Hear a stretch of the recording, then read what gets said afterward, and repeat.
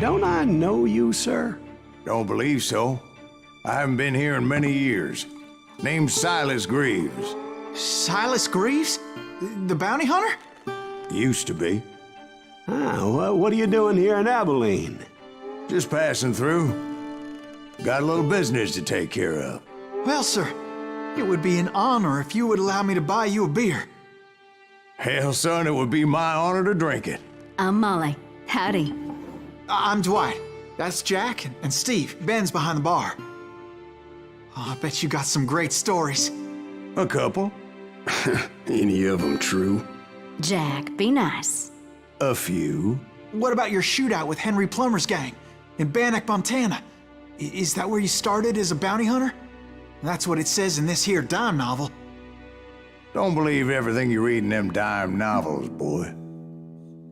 First man I hunted was back when I was riding with Billy the Kid. You knew Billy the Kid? Damn right. That scrawny son of a bitch had no fear. Wouldn't back down for nobody. I heard he collected the 10 stars off any crooked lawmen who crossed him. It was a war, boy. The Lincoln County War. And Billy promised his regulators would take the life of every bastard who helped bushwhack John Tunstall. Kid had a big chip on his shoulder and a hair-trigger temper. Made him dangerous as hell.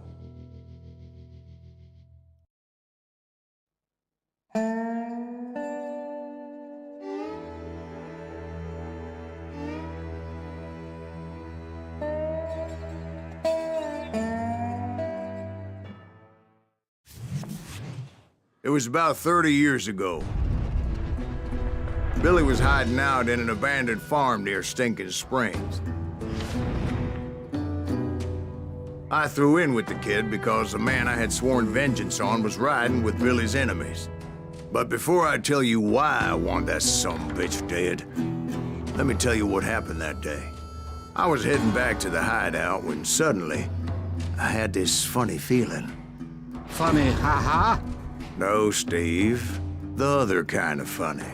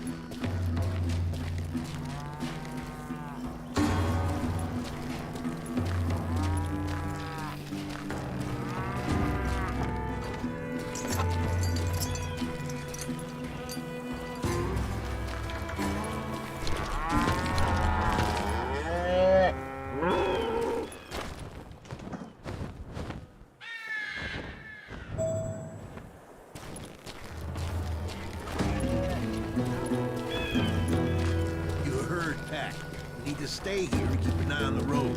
That's not fair. We're missing all the fun. I knew those two morons would never let me through. I had no choice.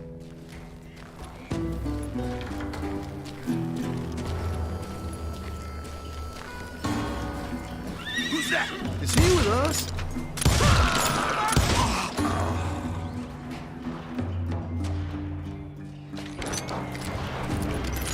Was it Pat Garrett's posse? Oh, yeah. I heard the shots and I knew I had to move fast. Garrett and his army of deputies had surrounded the entire homestead. Fire at will! Spread out, goddammit!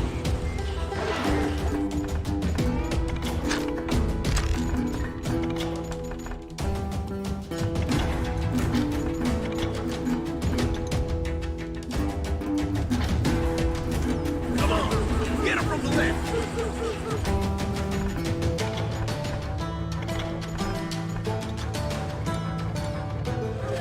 Keep on shooting! Don't let him catch a breath! Fire!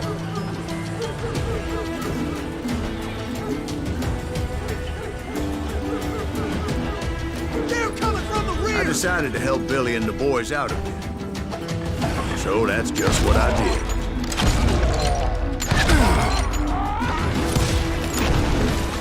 Hey, we have one behind us. Stay on it. Cover fire. As the governor of New Mexico was paying for the kids' apprehension, Garrett was able to hire every gun hand in Lincoln County.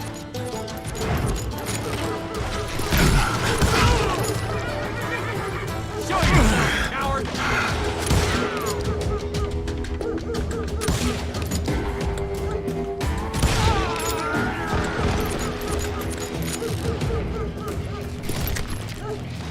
You're dead.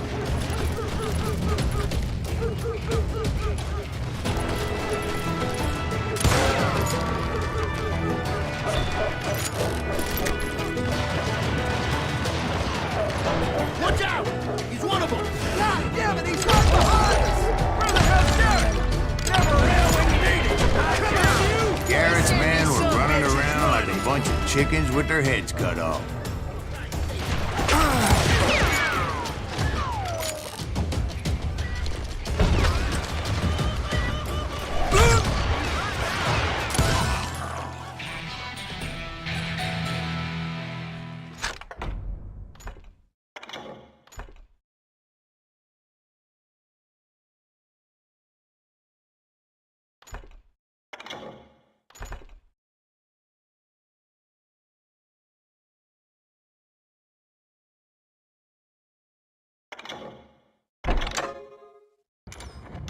Now you're really pissing me off! I'm done with you! Still, one of them reached the water tower. Not a bad idea. It would be a turkey shoot from up there. Luckily, these shooters Garrett hired weren't the sharpest tools in the shed. I'll flank A you! lot of them were saddle tramps or sod busters or drunken drifters looking to make a few bucks.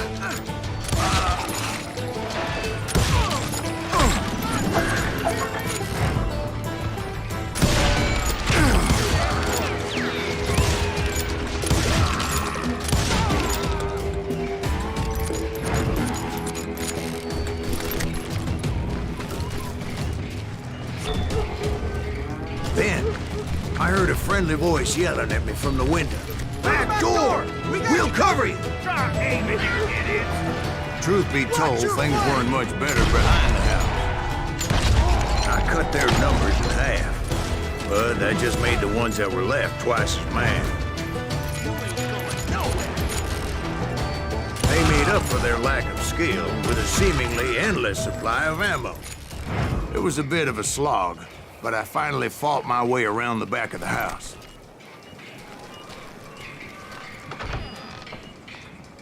And like You'll all that, be I was dead, you inside, bastards! none the worse for wear. I passed Dirty Dave. Deader than a rat in a trap! There! How about that? And upstairs, Huh, I you like found that? Billy and Charlie Baldry.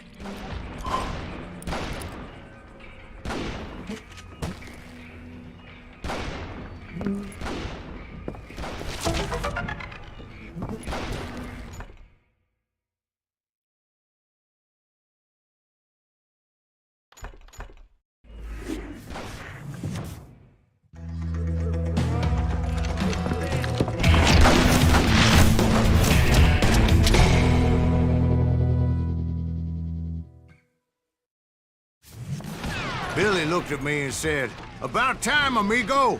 Grab a gun and get to the window." Wait, so you were friends with Billy the Kid? Yeah, sort of. Anyway, we were surrounded by dozens of deputized shooters who wanted to do us harm. Can't hear you!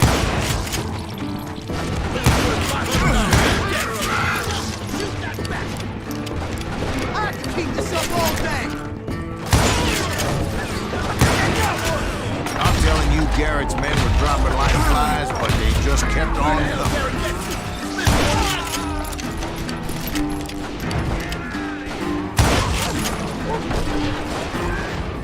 That's when Charlie got hit. "They're catching us in a crossfire," shouted Billy. "Get to the other side."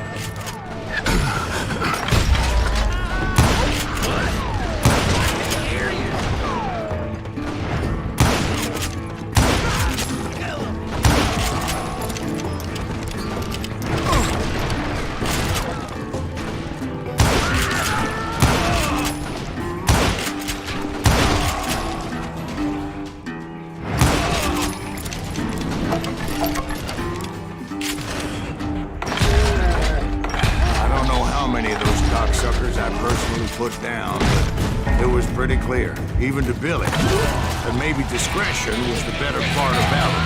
What's that mean? It means that it was time to cut and run. "They got a Gatling," Billy shouted. "Get the horses and bring them round back. I'll draw their attention." He directed that order at me, and I thought, why the hell do I have to do it? But I went anyway. Dumbass that I was back then. I'll make a run for it! Those poor sons of bitches are done for! Many would have fled in my place. But I had that false sense of invincibility that many young men have. Like Jack here. What are you saying, old man? Jack is joshing you. Yeah, he better be. Mr. Greaves, please continue. Please, call me Silas, ma'am. Now, where was I? You were heading for the barn. Right. Making my way past a passel of fallen foes.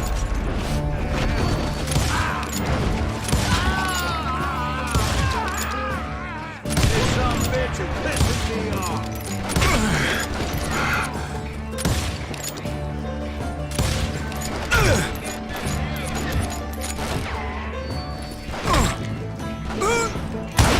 I'm ending you.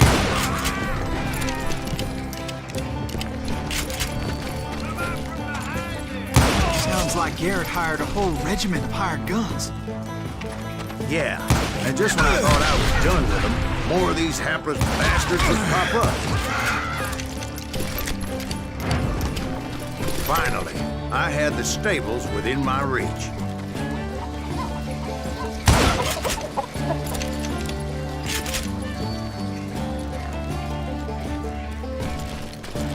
And that's when I met Sheriff Pat Garrett. I read that you went toe-to-toe with him, sir. That backstabbing bastard with that tacked-on tin star.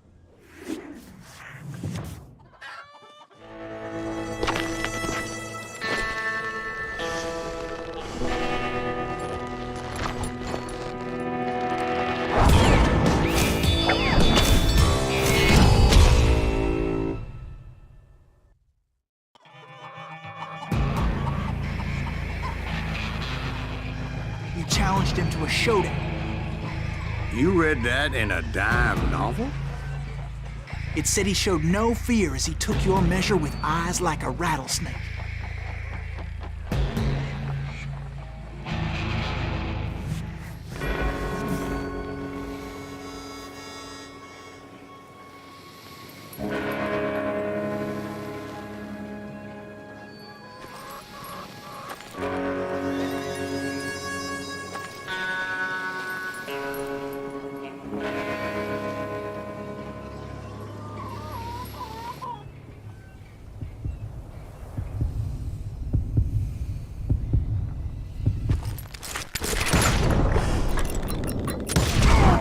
And that you killed him in a fair fight. Is that what that Penny Dreadful said? No, boy. That ain't what I meant when I said I met Pat Garrett. So let me start again. I finally reached those damn stables.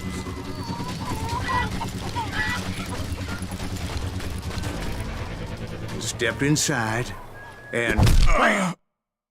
Last thing I heard was Garrett's voice. That's not Billy. And go on, how did it end? And, boy, that was just the beginning.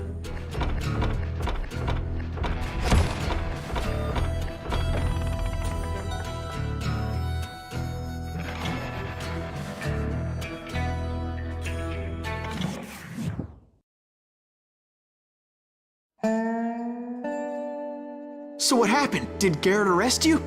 Yeah, after I came to, the bastard had clocked me with his Colt.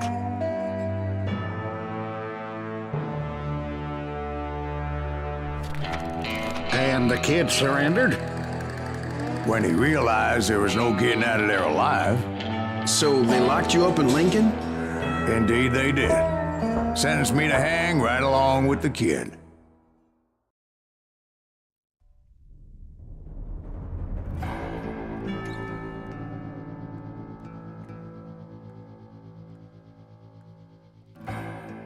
It's important to know that I was only riding with Billy so I could find the bastard I was after.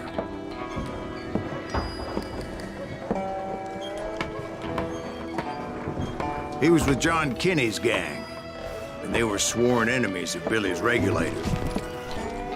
Why were you after him? I owed that son of a bitch a bullet for what he had done to me and mine. Instead, all I got for myself was a goddamn death sentence. Luckily, it was right around then that I heard Billy make his move. He shot Jim Bell and a few other guards as he made his getaway. Later, they wrote that some lady friend planted a pistol for him in the privy. What the papers didn't say is that Billy helped me escape, too.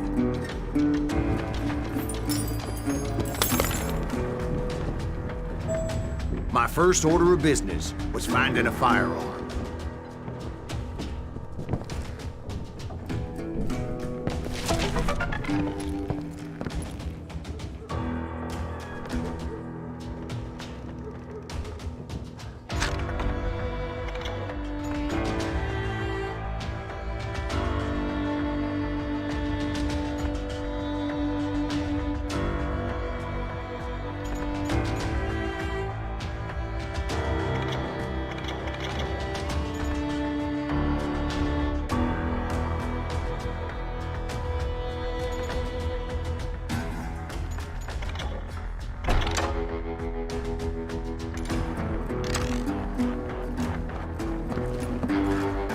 Luckily, I located Deputy Bob Ollinger's mean-ass shotgun.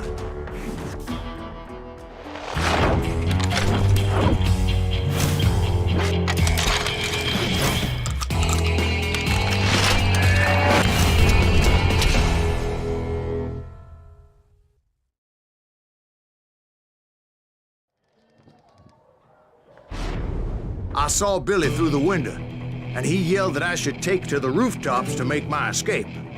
So I did. Anybody see Billy? Shot Jim Bell!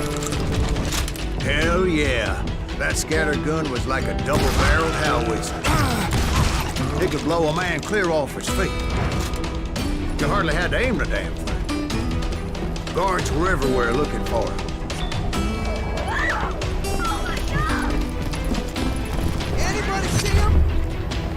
I had to jump from roof to roof like a damn alley cat. I followed the planks where I could. Some of that wood was slippery as hell. The whole town was up in arms. And suddenly, I was a fugitive. How the hell did the kid escape? So that bastard you were after, what did he do? He did me and my family a grievous harm. But I knew if I was ever gonna find him, I would need to get my ever-loving ass out of there. I tried to be stealthy and sneak my way past. This town doesn't have a moment's peace.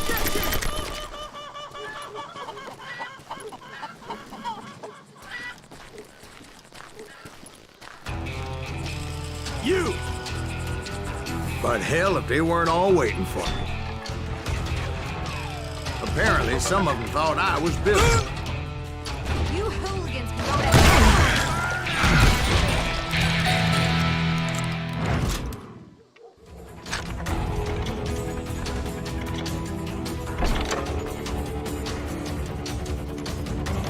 Show yourself!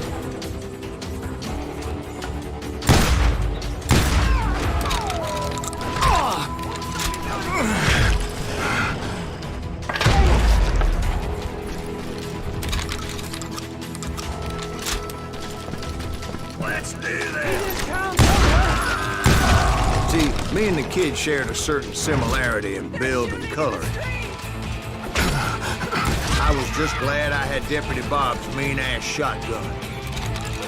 Get your headstone! There's children here. So much lead was whizzing by my head, it was like everyone in Lincoln wanted to put me in the ground. I knew I needed to find a horse. Though I never did have a great fondness for those four-legged grass eaters. Smelly, sweaty, ungrateful beasts. We prize them too high, if you ask me. That was too damn close!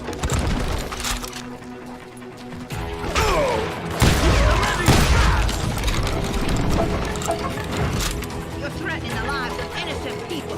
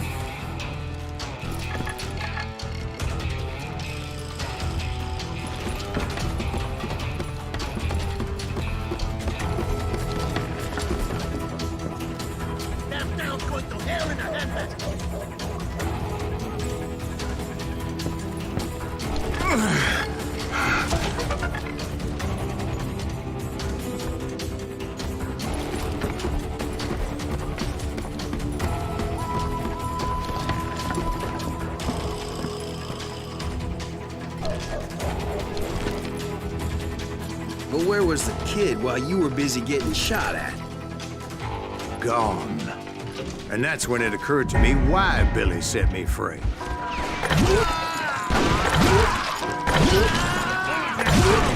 Respect for decency? So I could be a hapless decoy and draw attention while he snuck out of town.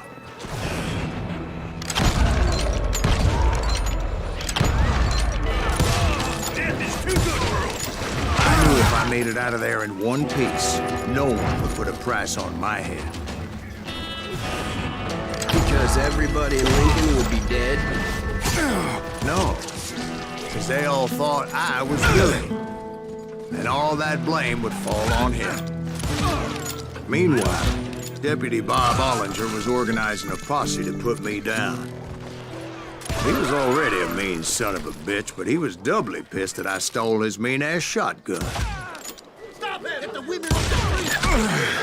Calm yourselves! How the hell did he get away?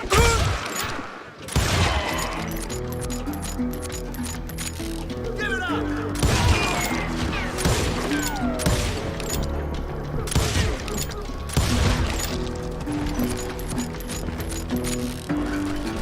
Leave him to me!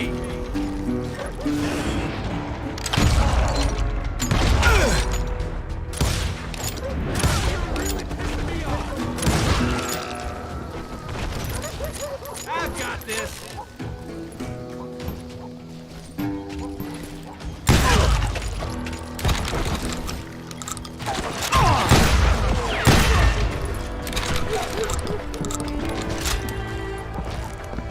We can take him! Show yourself, coward! Stop him!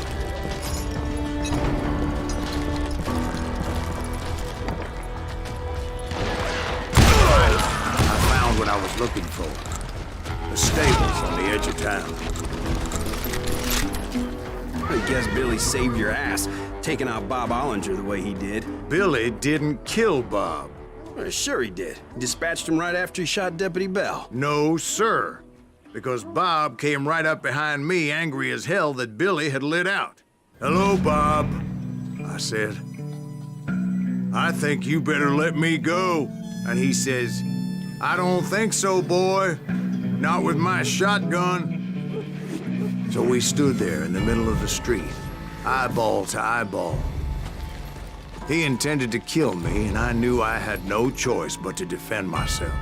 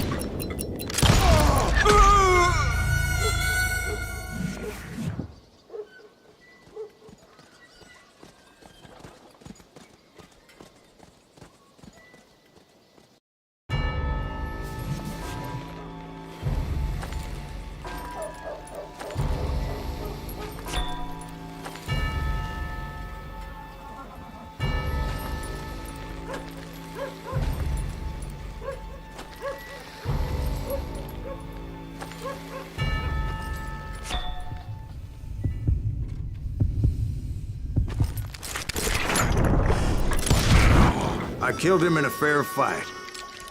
Everybody saw I had no damn choice. Well, Lincoln got a mite depopulated that day. Pat Garrett gunned down Billy 3 months later, so his escape was all for naught anyway.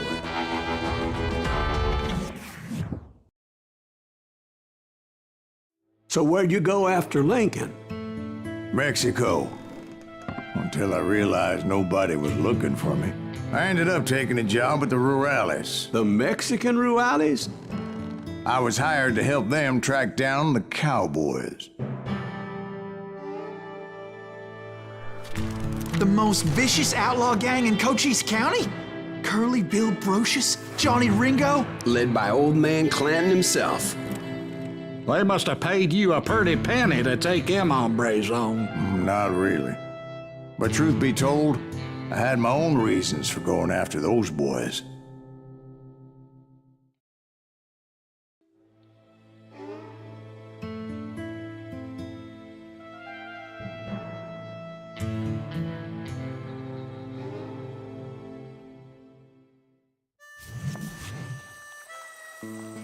So was the bastard you were after now riding with the cowboys?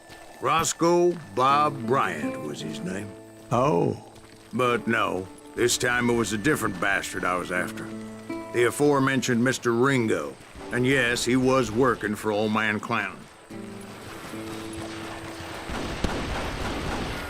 I came upon them robbing a stagecoach, which wasn't surprising, being they were such murderous thieves and bastards. The bandits wore red scarves, so I knew they worked for the old man. Over there! There! I did my best to help those poor passengers.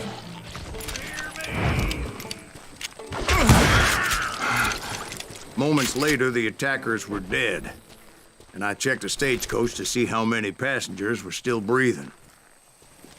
None. It was then I wondered if the rocks weren't hiding more bandits. Was that all of them? Or did I just hit the rear guard?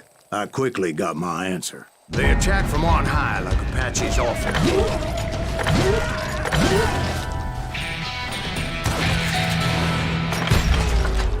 They would appear in great numbers from above and rain down lead on their hapless enemies' heads, making use of the high ground and whatever else they had.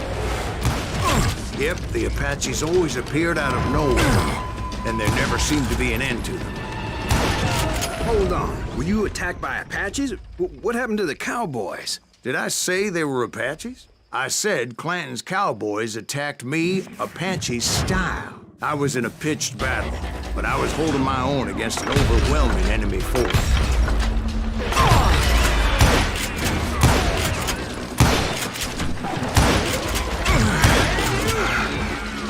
See, at the time, I was still pretty green, and would often blunder into regrettable situations. But I just kept shooting at anything I could see up in those damn rocks. I didn't see Ringo, but I knew he was with the cowboys. He and Roscoe Bob had done me a dreadful wrong, and I was determined to have my revenge.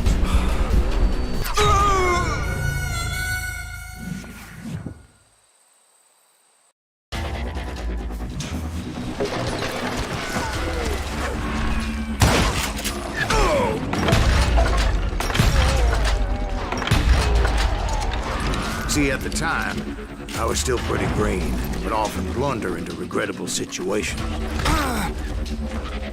But I just kept shooting at anything I could see up in those damn rocks. I didn't see Ringo, but I knew he was with the cowboys. He and Roscoe Bob had done me a dreadful wrong, and I was determined to have my revenge.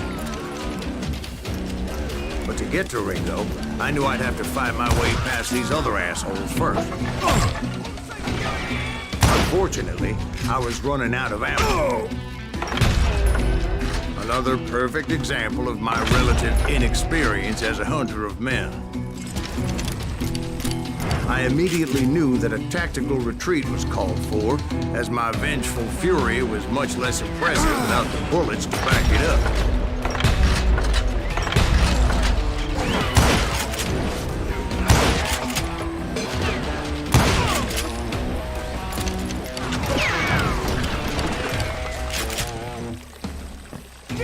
Finally, they managed to corner me. Trapped as I was, the odds of my survival seemed pretty slim. Luckily, serendipity was on my side as I suddenly spotted a way out of my predicament.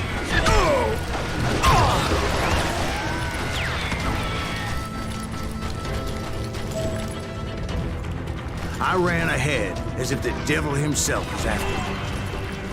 Bullets were whizzing by my ears, but I wasn't about to roll over and die. I just kept running like there was no tomorrow. Because there wouldn't be if Clanton and his men caught up with me. As I was scurrying around those caves, I thought, what was I thinking? Going up against a gang like this?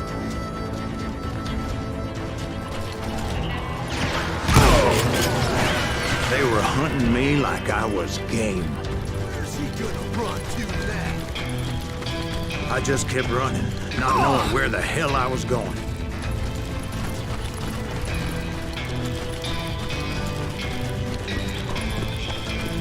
You're mine!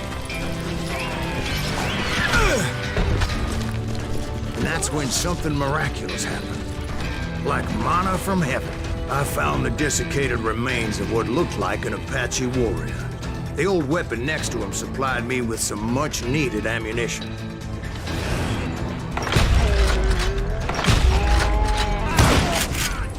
Masterson once told me it was more important to be lucky than good. He would know.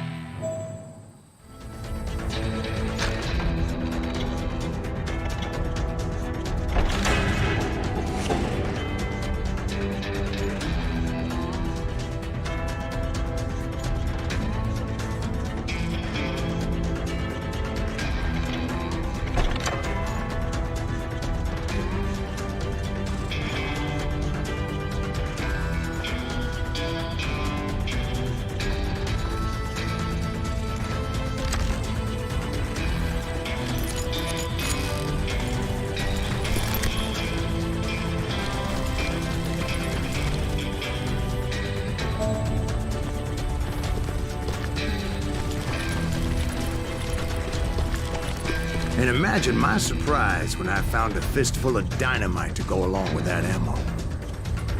That stroke of good fortune evened the odds and bolstered my confidence. It was time to turn the tables. Time for the prey to become the predator. Time for the hunted to become the hunter. Time. All right, Jesus, we get it. They were right where you wanted them. That's right, Jack. I was done running. And the old man's boys were not expecting that. No, sir. I came at them like a wildcat. My fury knew no bounds.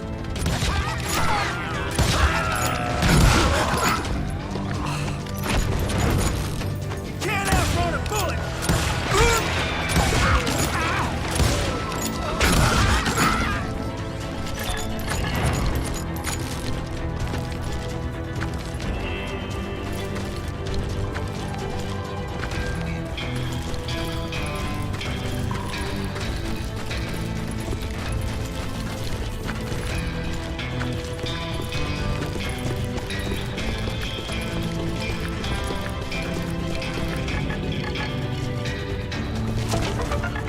It was finally time for that old man to pay for his sins.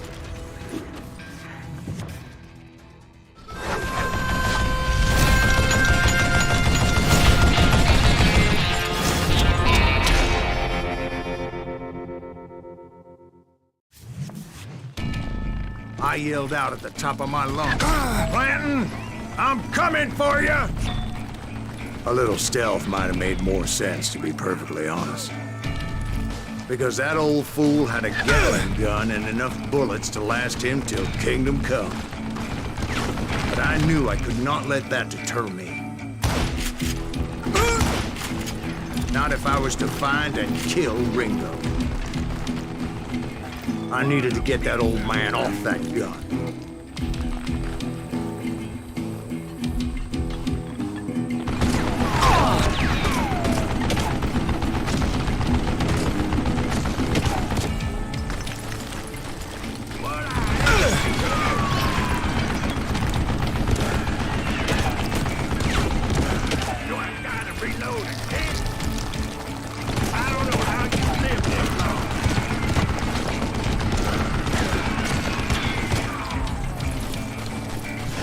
Most everyone thought it was the Ruales who had come up against him in Guadalupe Canyon, but it was just me. Wait, goddamn book!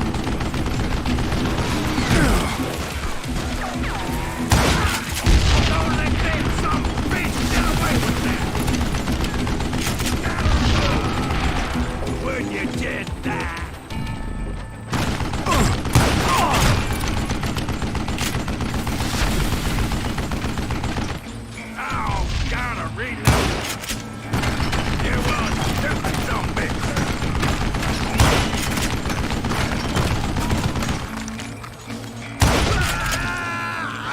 Apparently, one of the cowboys made it out of there alive and told Ike and Billy Clanton that it wasn't a Mexican who took their father's life that day.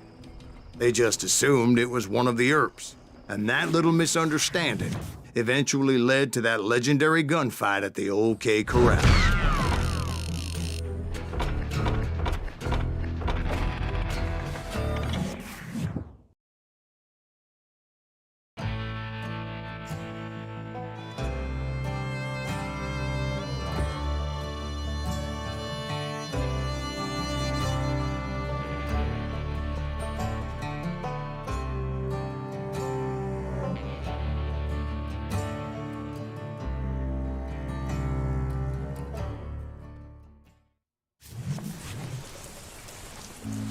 A few weeks after that dust-up at the OK Corral, I was still after Johnny Ringo. I had tracked him and the cowboys to their hideout at a sawmill, and they were loaded for bear.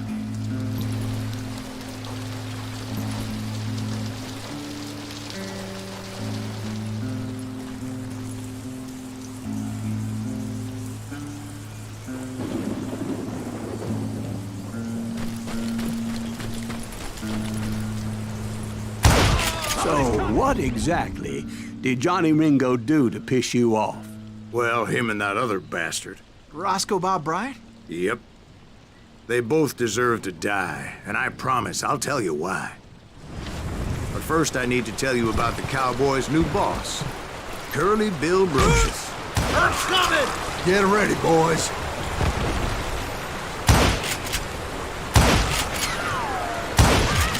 Curly Bill took charge of the cowboys upon the old man's demise.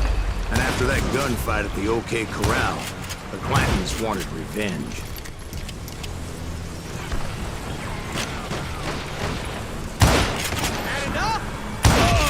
So they murdered Morgan Earp and grievously wounded his older brother, Virgil.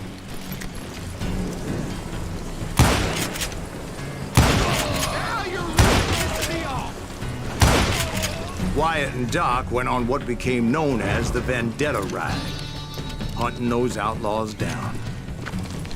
So when I showed up, that's who they thought I was.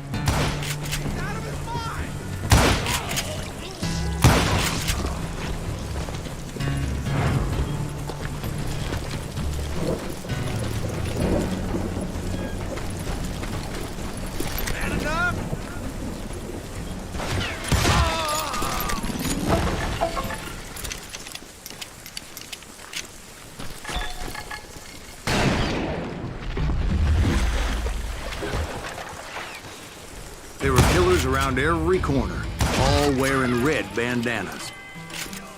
That's how the cowboys identified each other, and I was beginning to wish I had one myself.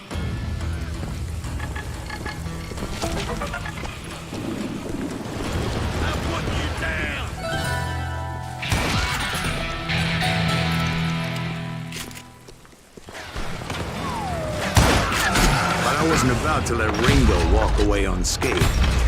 And that's what drove me forward. They say that Ringo was infernally fast. I hardly saw anyone faster, boy. Certainly not Wyatt Earp. That man was all hat and no cap.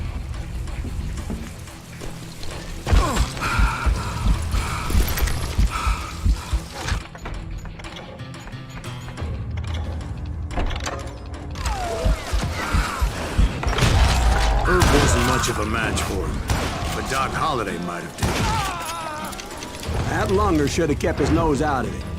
They never charged anyone for the murder of Morgan Earp. it. But everybody knew that Curly shot him in the back. That was common knowledge. Well, maybe so. But Ringo had nothing to do with it. He was just being loyal to a friend. Is that what you call it?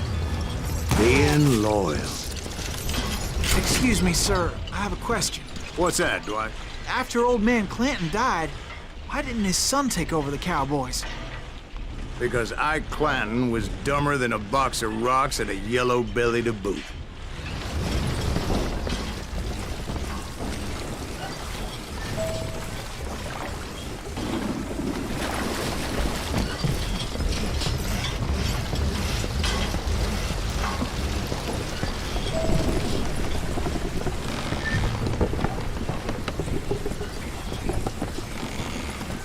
Now, where was I?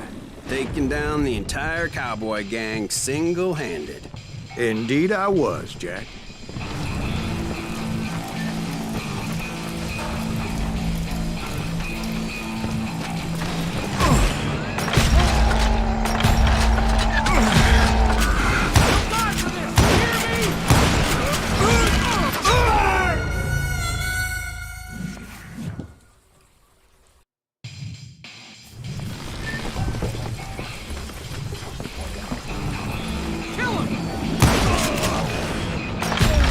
Though it wasn't easy, as those boys had good cover.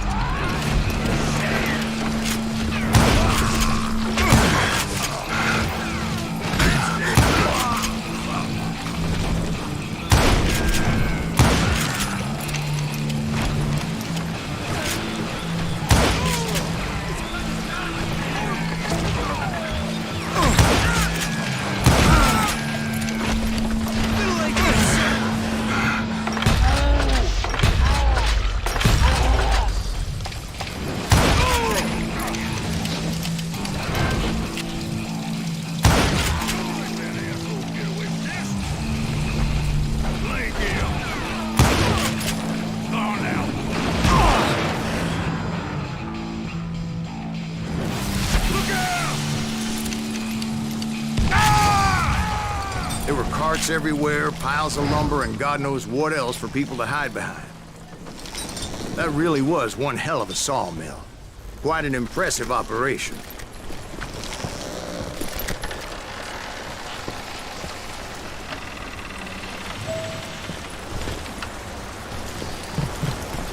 And where was Curly Bill? Did you see him? I'm about to get to that, Ben. Patience. I'm painting a picture here. There was this beautiful waterfall and a crystal clear stream that led to a verdant valley that was truly... Consider your picture painted. What happened next? Well, finally the bastards that were still alive made a last stand.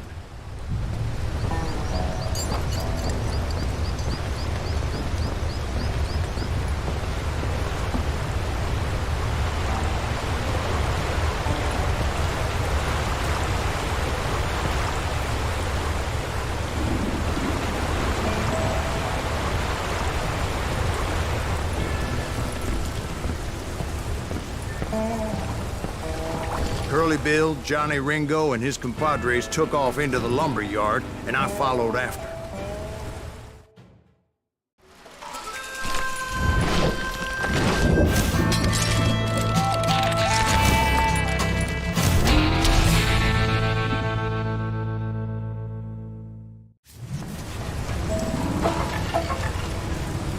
Are you saying they ran? Cowardice was not in Ringo nor Curly Bill's nature. No, sir. I never said they were running scared. They just wanted me out. Time to dance with the devil! You weren't getting quieter. Tell that son of a bitch I'll send you to kill me?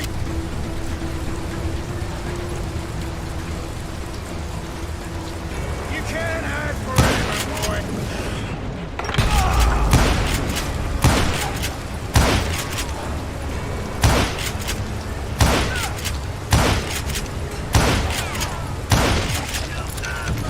Brocious gave me no choice but to take his life. But Ringo was nowhere to be found. I knew you didn't kill Ringo, because he was found dead in a different location altogether. To this day, his killer is still unknown. Indeed. Took me a few months before I finally tracked his ass to West Turkey Creek Canyon.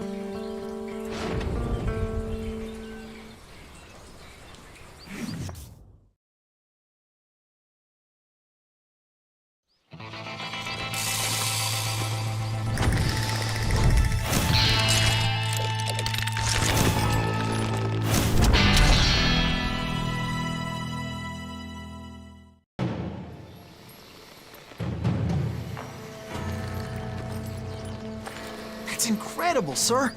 I always thought that Doc Holliday was the one that killed him.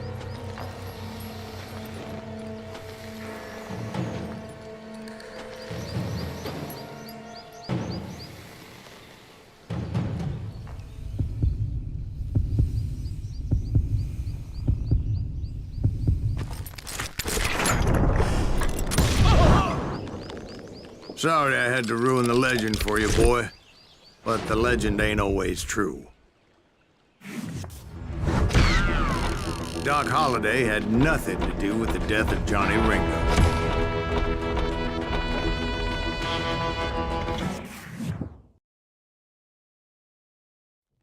I was paid a healthy bounty for Ringo and Curly Bill, and realized there was real money to be made. That's why I went after Henry Plummer.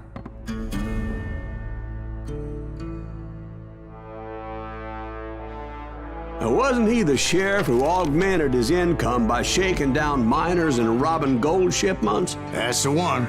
Oh, yeah, I remember him. He ran that gang of thieving outlaws called the Innocents. So it's true that you went toe-to-toe with him? Indeed I did, son. Indeed I did.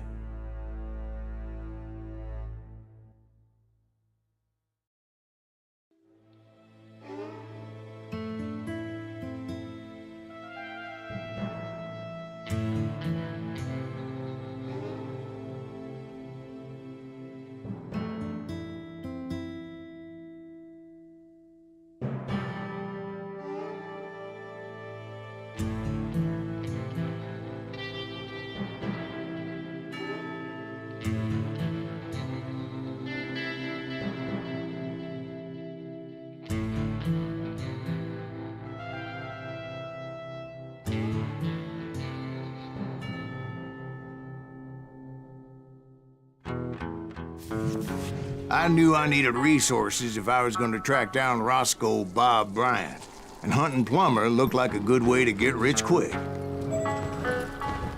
As the local vigilantes exposed him as the leader of the bandits, and put a generous price on his head. Plummer rallied his gang to plunder one last gold mine before making their escape, and that's where I thought I'd find him.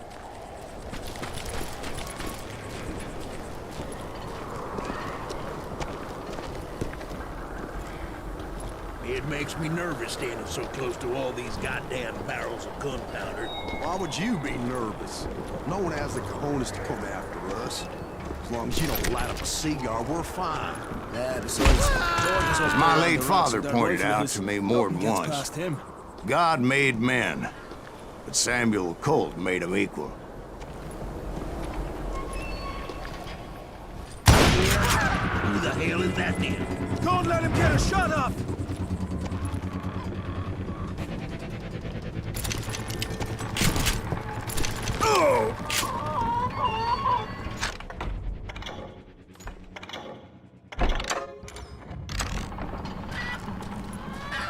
I knew that dynamite wasn't mine, so I decided the polite thing would be to return it.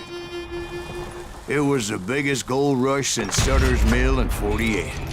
Unfortunately, prospectors weren't the only ones drawn to those riches.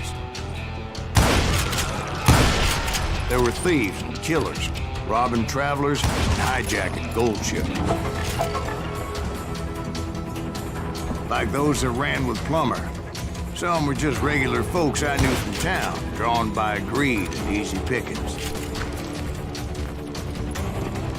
Charlie Crow, the blacksmith. James, who worked in the stable.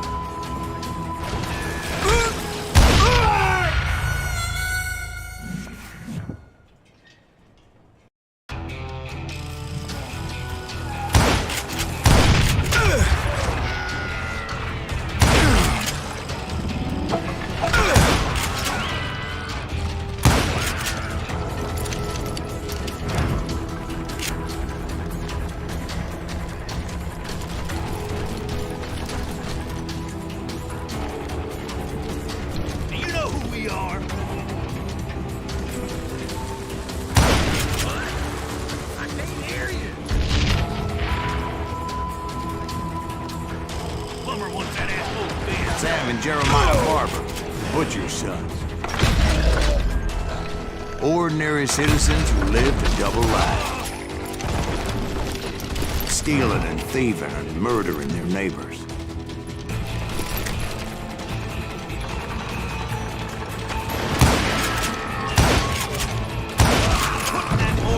Of course, the rest were veterans of the Civil War. Stone-cold killers trained on the bloody fields of Shiloh and Antietam. Plummer had a lot of men on his payroll. A hell of a lot. That son of a bitch pretended to protect the public with one hand while stealing them blind with the other. He set up a defensive perimeter which I had no idea how to breach. Dangerous, desperate individual. I was outnumbered and in way over my head. But I was too damn stubborn and stupid to realize it. They must have thought I was tough. Or had some kind of death wheel. Seeing as there were barrels of gunpowder everywhere. I thought I was some kind of hero.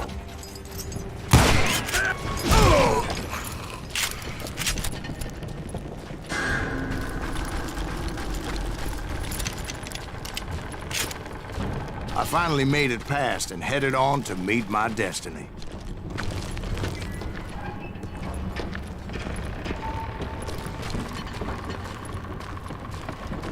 But first, I had something I needed to figure out. I had a few ideas on how to get into that mine, but once I made my decision, I knew there was no turning back. So my first thought was to enter the nearest mine portal. I saw an entrance. Made sense.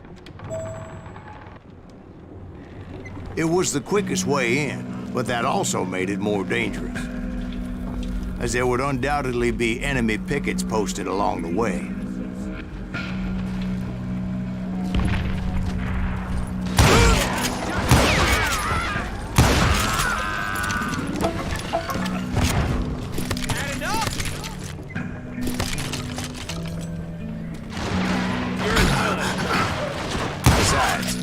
Once you enter a mine like that, it's easy to get all turned around.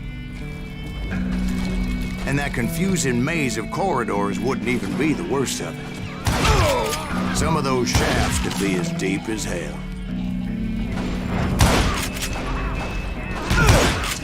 A single stumble or misstep can easily end in a deadly plunge to oblivion.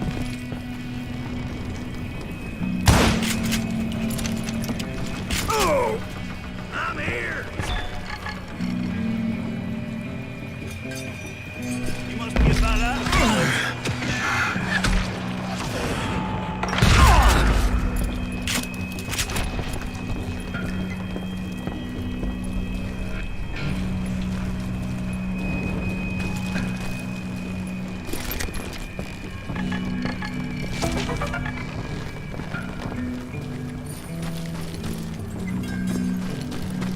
Quick reflexes often make up for a lack of common sense. Luckily, I was never one to be easily bushwhacked.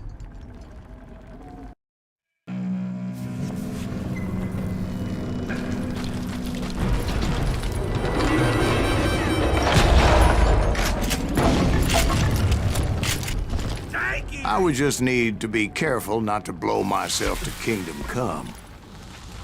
With all that gunpowder and dynamite everywhere, a body has to know what he's shooting at. All it takes is one tiny spark, and boom.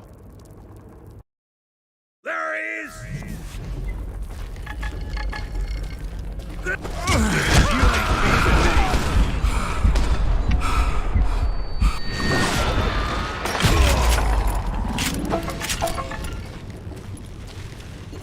One wrong bullet could have turned that mine into a dad-blasted tube.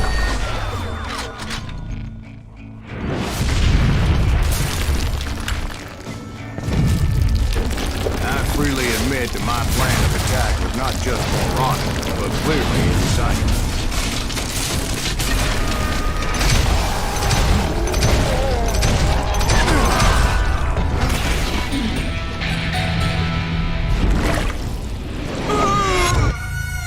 It's a good thing that I abandoned that ridiculous plan before I even tried it.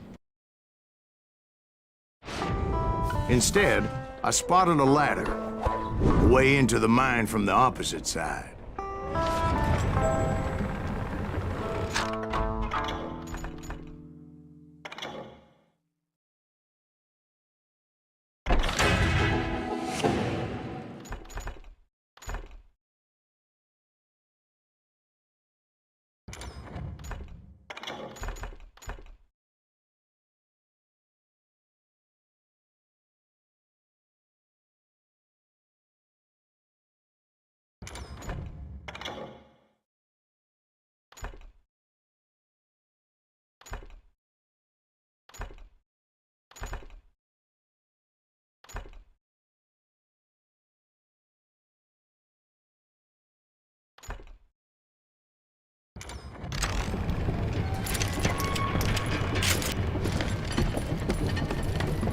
It was a long way around, but that approach seemed more sensible at the time.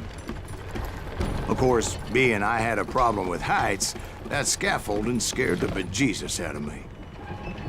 Climbing down that ladder required some caution, because even though I had a younger man's reflexes, no man can dodge a damn bullet while climbing down a rickety ladder.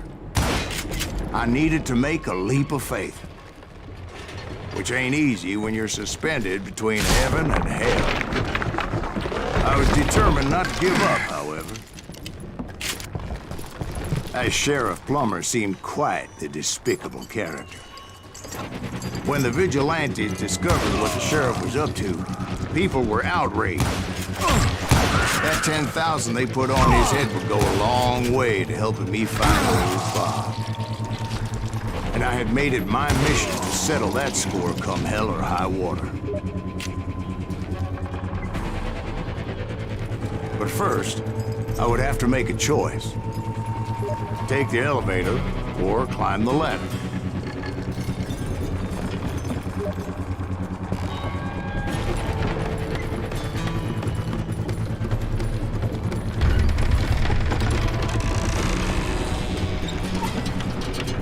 I wanted to use the element of surprise. Plus, I figured I could use the exercise. I was warmed up already, so what the hell?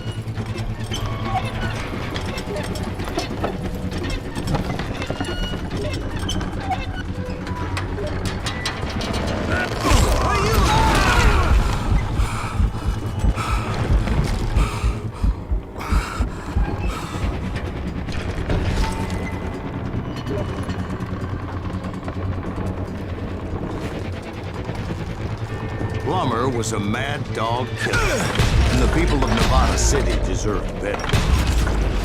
Nevada City? Well, I thought Plummer met his maker in Bannock, Montana. Right, well, he was the sheriff of both places at one time or another, but that's neither here nor there.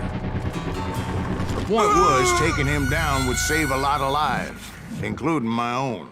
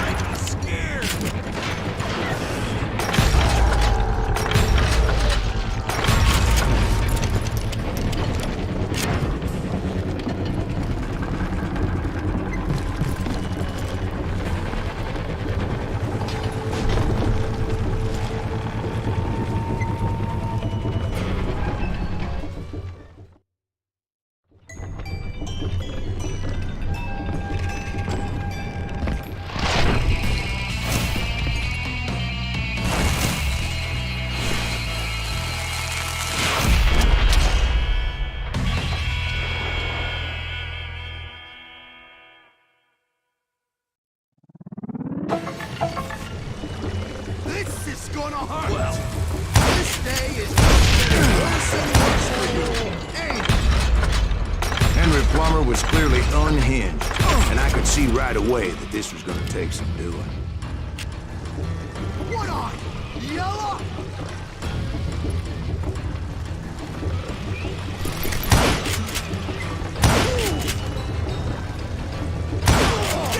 I need some help here!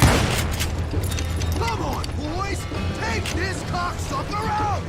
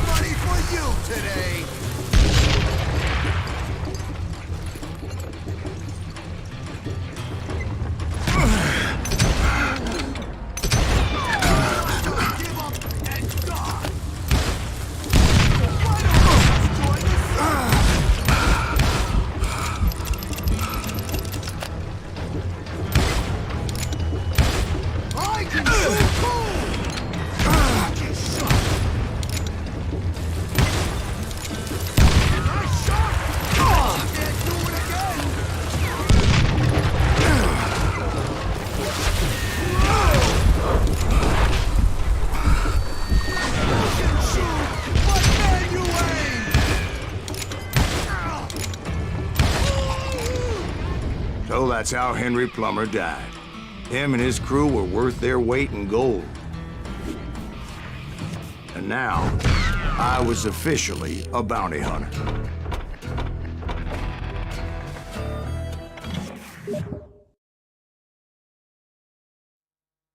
So, did you finally go after that Bob feller? Well, I heard word he was in Kansas with John Wesley Hardin. So that's where I went. Where in Kansas? Abilene. Why do you ask, Ben? No reason. Was Hardin as fast as Ringo? Ringo was fast, but John Wesley was as fast as the devil himself.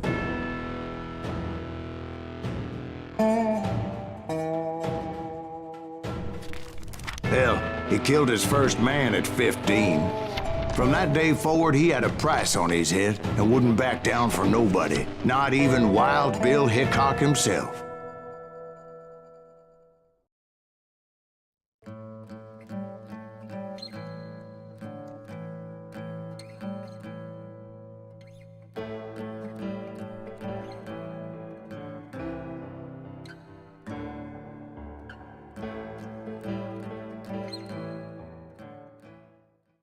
I dodged death many a time, and that night in Abilene was no different.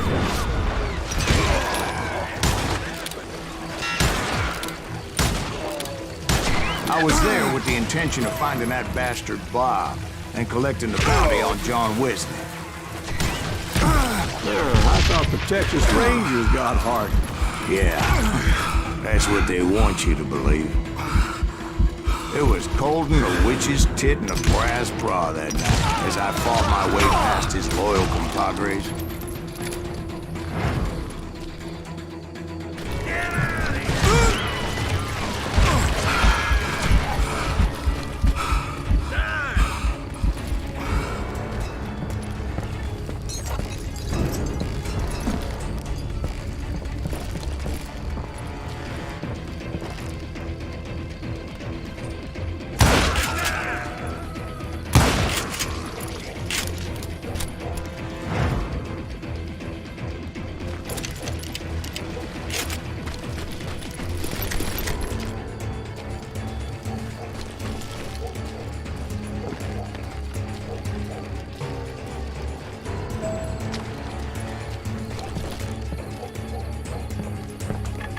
To the very same saloon we're sitting in today. Look around and imagine this place painted in blood. Hardin was waiting for me, and...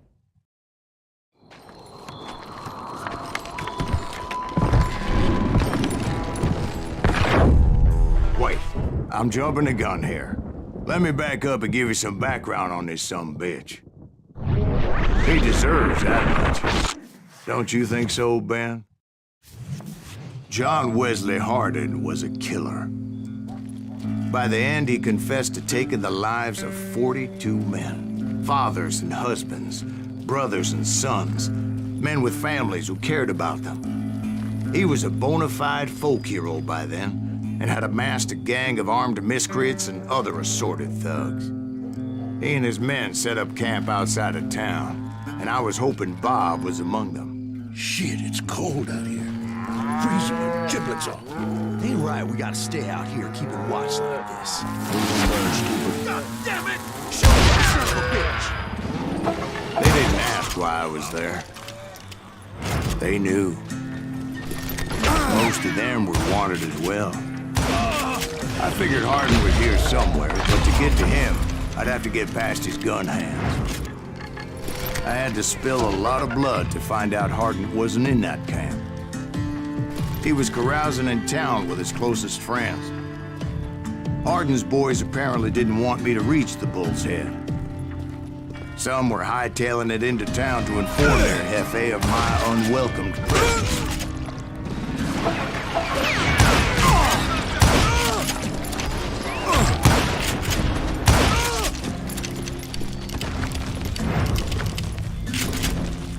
Tell Hardin someone's coming for him!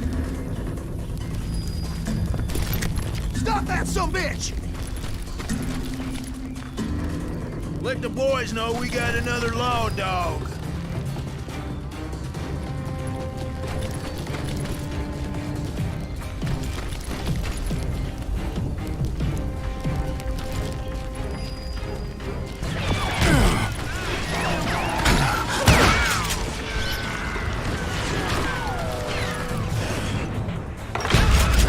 wondered if Bob was among them.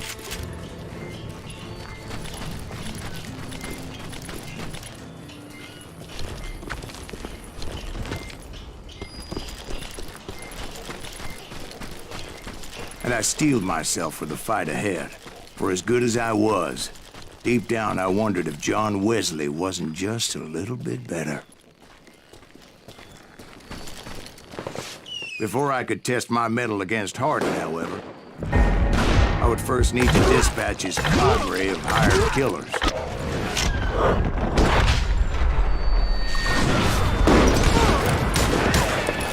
Most of these degenerates were beyond redemption, but John Wesley might have been a different story.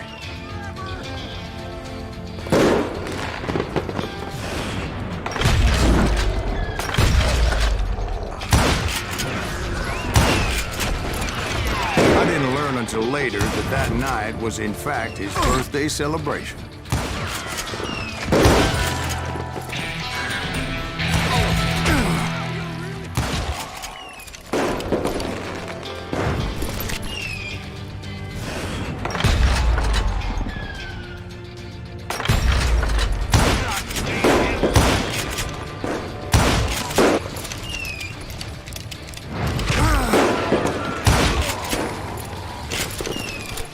I think I already mentioned that I found Hardin in this very saloon.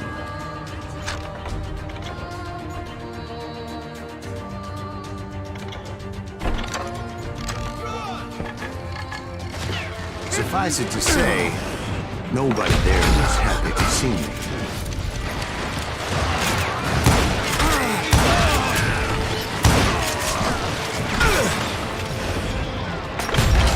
In fact, I felt a certain hostility.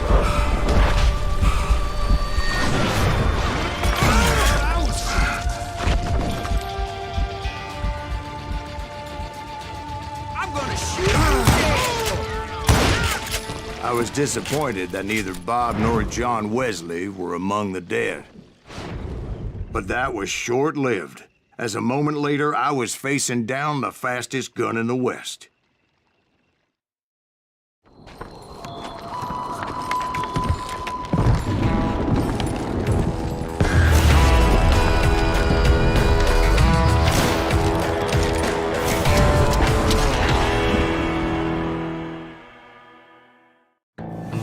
I felt a bolt of adrenaline, or maybe that was fear. He was well known for his tricks, and I knew I'd need my own if I was ever to defeat him.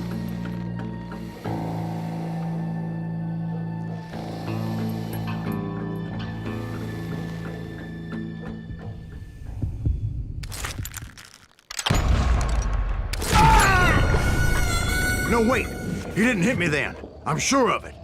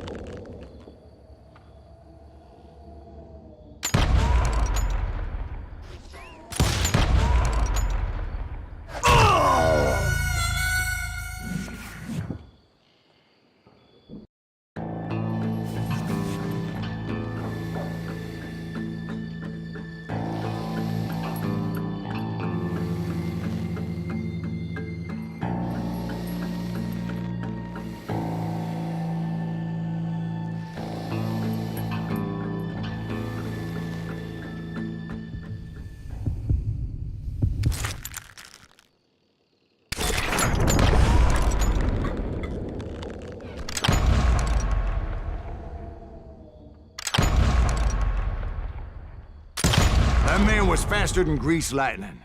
But being inebriated as he was, he didn't count his shots. And now, he was at my mercy. So he didn't die? No, I sent him to prison. Years later, after he was free, some restless avenger took his life. Shot him in the back in a saloon just like this one. Anybody up for another beer? Ben?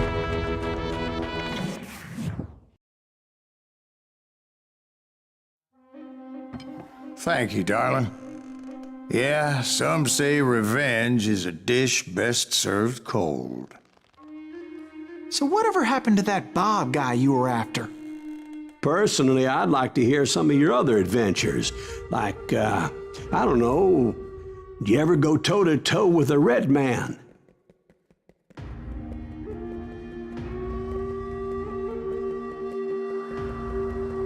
Yes, I did, Ben. I remember once I was after this renegade Apache, Grey Wolf. Strangely enough, revenge was also his primary motivation.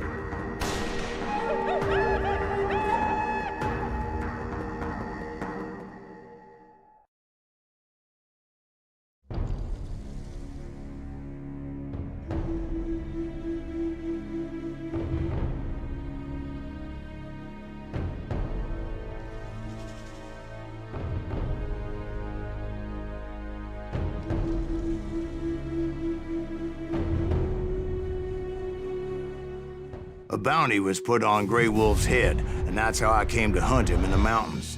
Mountains so high they tickled the nether regions of heaven.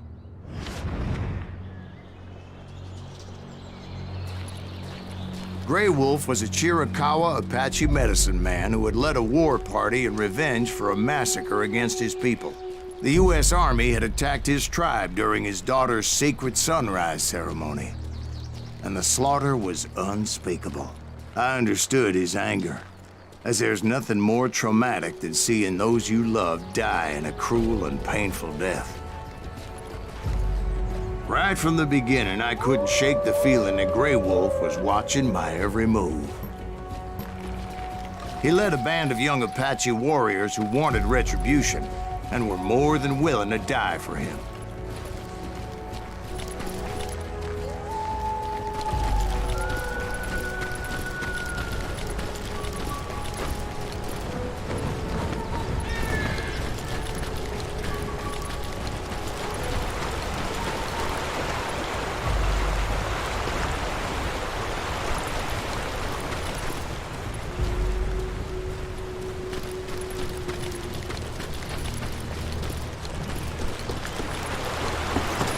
They saw me before I saw them.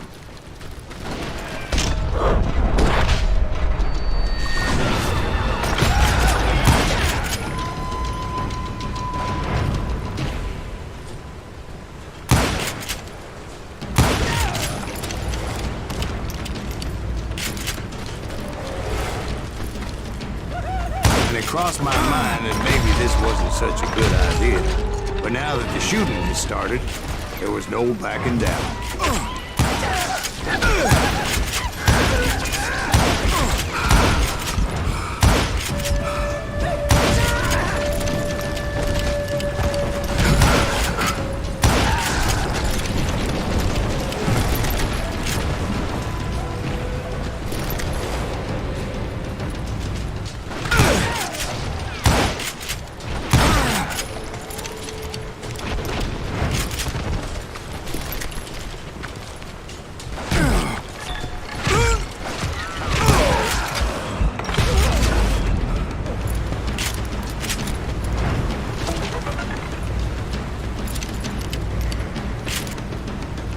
It was rugged country, the winter home of the Chiricahuas, and that's why they had retreated there.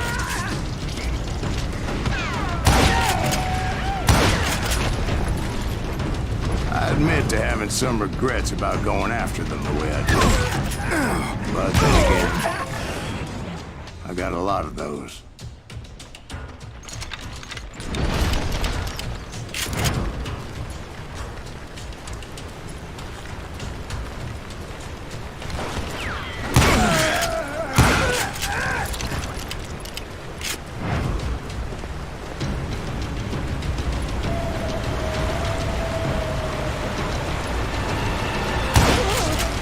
Grey Wolf? Not at that moment, but I did find the entrance to their hideout.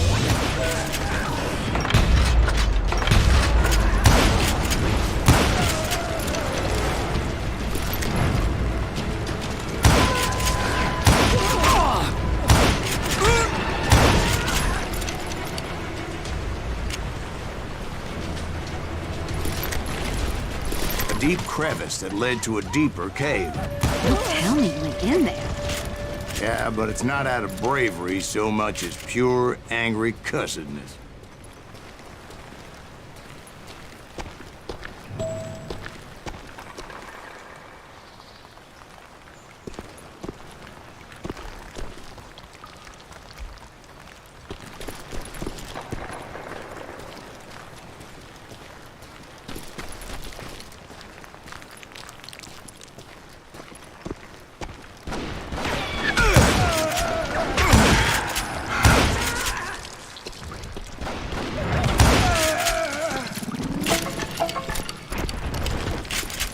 See, back then, I had a stubborn streak a mile wide, and I wasn't about to back down. So it was like pitch black in there? Actually, it was pretty well lit. They had torches on the wall.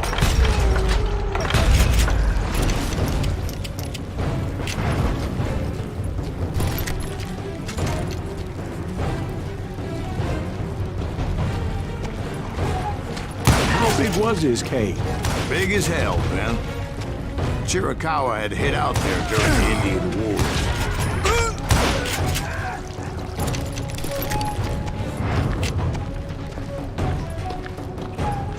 They thought it was haunted with the ghosts of those murdered by the horse soldiers. The cave was haunted with dead Indian ghosts? To be honest, I was more concerned with the live ones than the dead ones.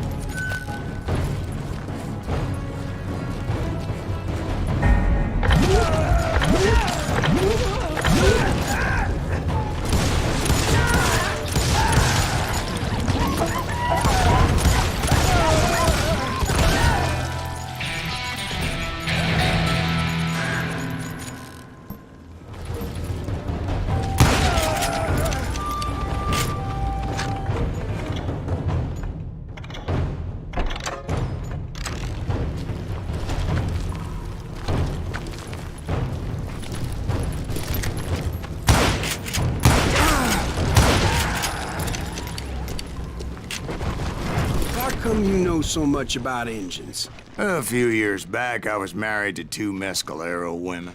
At the same time? Yeah, they were sisters. Polygyny is traditional among the Mescalero. So what happened? Oh, I had to get out of there. Those girls never shut up. Both of them nagging at me all the time. Drove me half crazy. Haven't seen them since. No, I mean, what happened with Grey Wolf? Oh, well, I pursued him into the Cave of Death.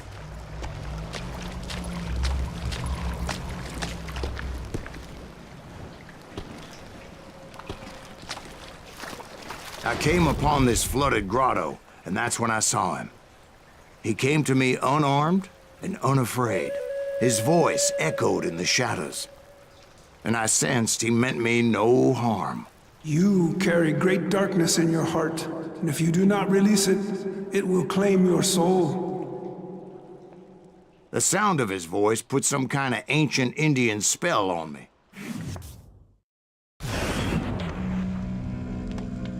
As his story unfolded in my mind, You will come to this place again and kill many more men, and the darkness will grow until it consumes everything that you are. The soul would have no rainbow if the eye had no tears. he said I was a great warrior, a coyote man, unequaled by any other pale-faced warrior, or something like that. The snakes will bite shadows of your past until a venom poisons your heart, and an echo of the song of the dead summons the spirits deep from within the mountains. I didn't quite get what he was saying, but there was definitely snakes. And indeed, his warriors surrounded me and attacked me like hungry wolverines. They couldn't stop me, though, and Grey Wolf wasn't in the mood for idle talk.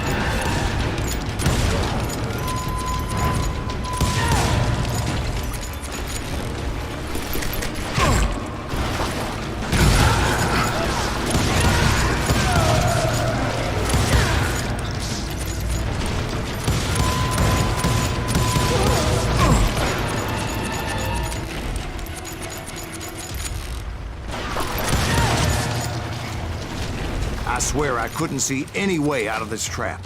But suddenly, one just appeared, kind of like a miracle.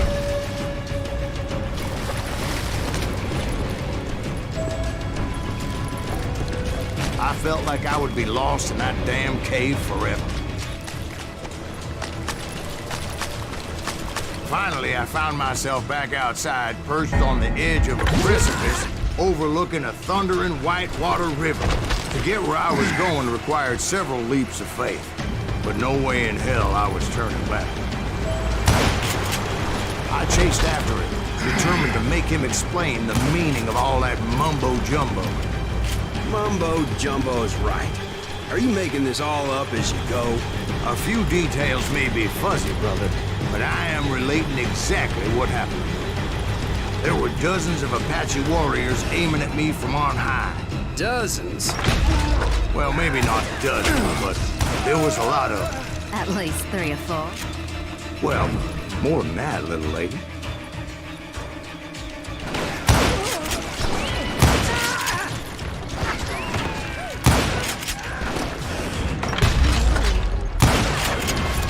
I had a steep climb up creek ahead of me and scrambled up those rocks like a mountain goat.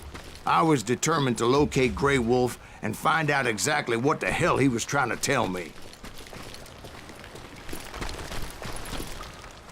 And wouldn't you know it, that crafty son of a bitch led me right into a trap.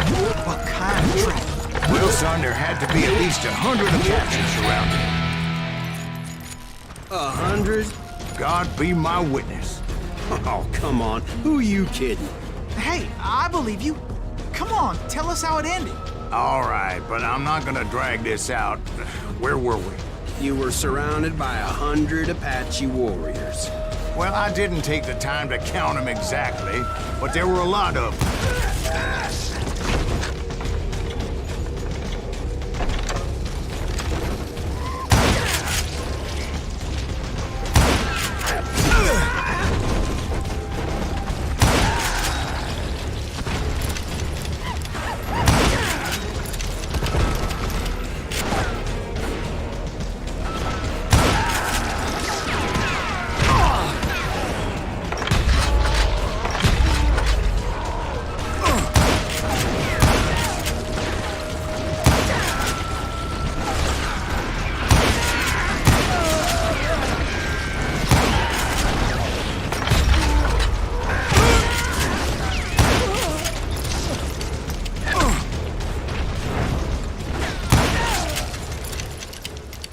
And in the end, a path appeared before me that I had not seen before. I followed it as I desperately needed to find out what Grey Wolf was trying to tell me. But it was like that son of a bitch disappeared into thin air.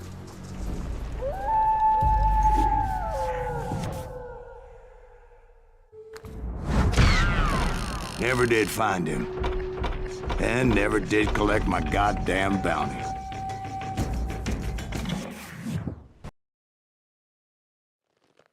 Thank you, darling. It's interesting how the truth can sometimes seem, might malleable, depending upon your point of view. Like how those dime novels make you out to be something you're not? Jack, don't be starting trouble. No, he's right. They do tend to exaggerate. Did they exaggerate your part in taking down the Daltons? Well, I was there in the flesh, boy, so I saw what happened firsthand.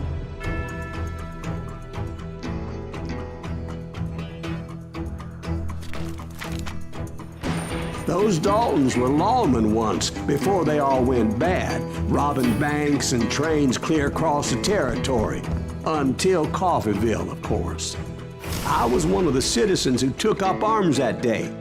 Fighting on the side of the right? I did my best, sir. We all did.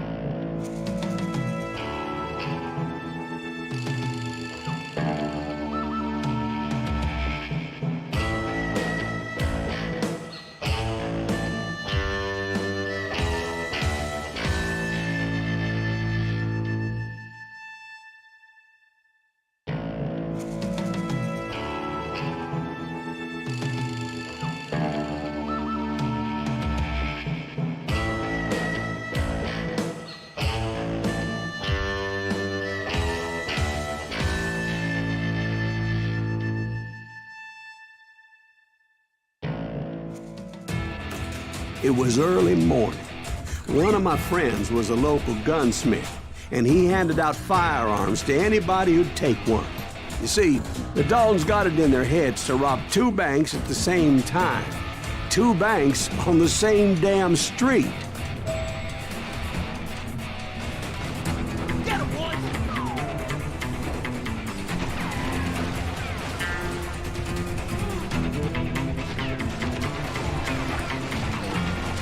We'll have to do everything.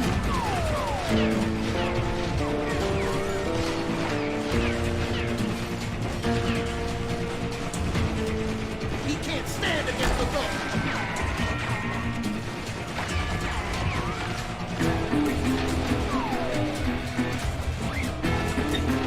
Shoot him, Emmett!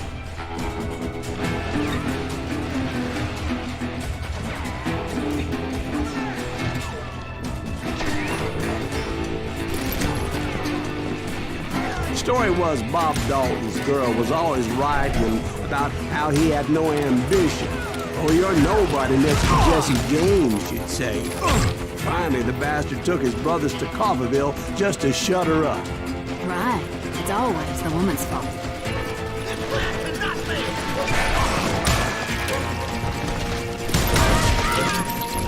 Well, the locals recognized the Daltons right off.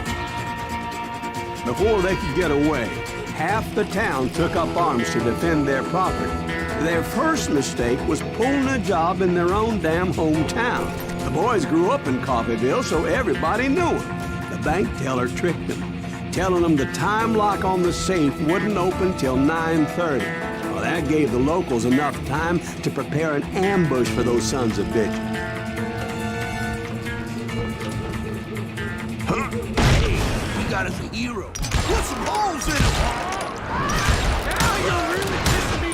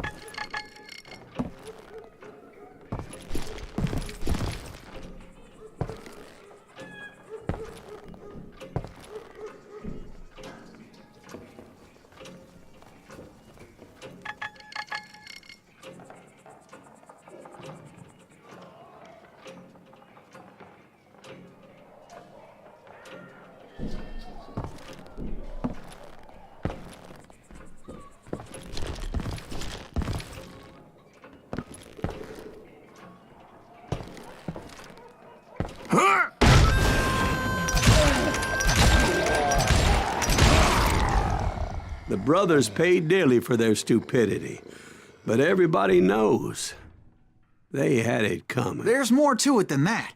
I read all about that day, so I know for a fact that it went down very differently. First of all, it was high noon. A posse of U.S. deputy marshals were on the rooftop across the street. Get ready, boys. They're gonna make a move. The lawmen had been tracking the Daltons for months. Now they finally had them dead to rights. Among them was a bounty hunter feared by many a lawbreaker. The marshals tried to get the Daltons to surrender. They'll give up eventually. We just gotta wait the son of a bitches out. This bounty hunter knew that the brothers were far too proud to ever lay down their guns.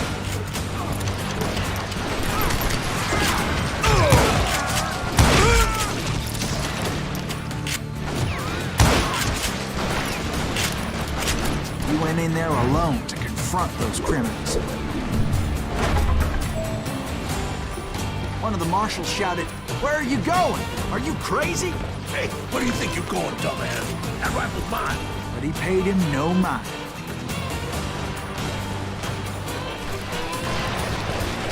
He saw a way to get around to the back of the bank.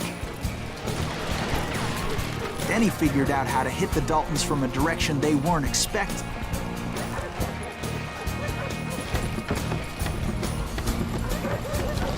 From above. Fortunately, a water tower was right there. A moment later, he was climbing up a steep ladder, laughing at danger as he did. It was brave men like him who risked their lives to tame this wild country.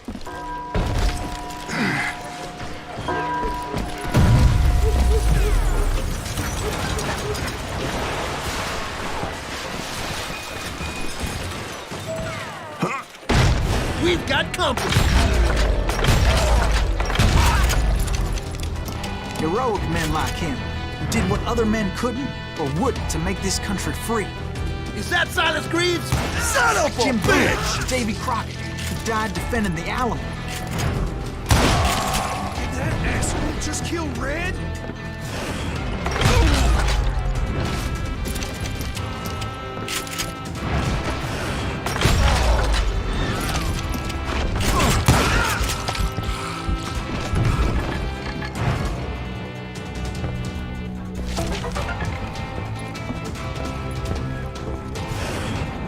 Over there!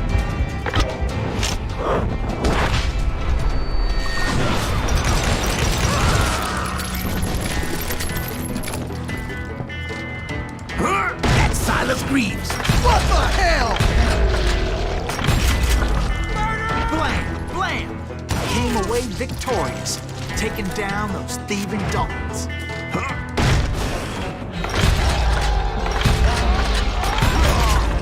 His name was Silas Greaves, and when the dust finally settled, he was the last man standing. Sorry, kid, but that just wasn't the way it happened.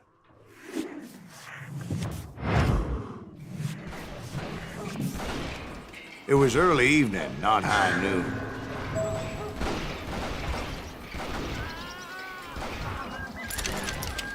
I was late to the party, and Coffeyville was already up in arms. The Daltons blew up a safe, and were all set to hightail it out of there. Those pathetic deputies surrounding the bank were dropping like flies.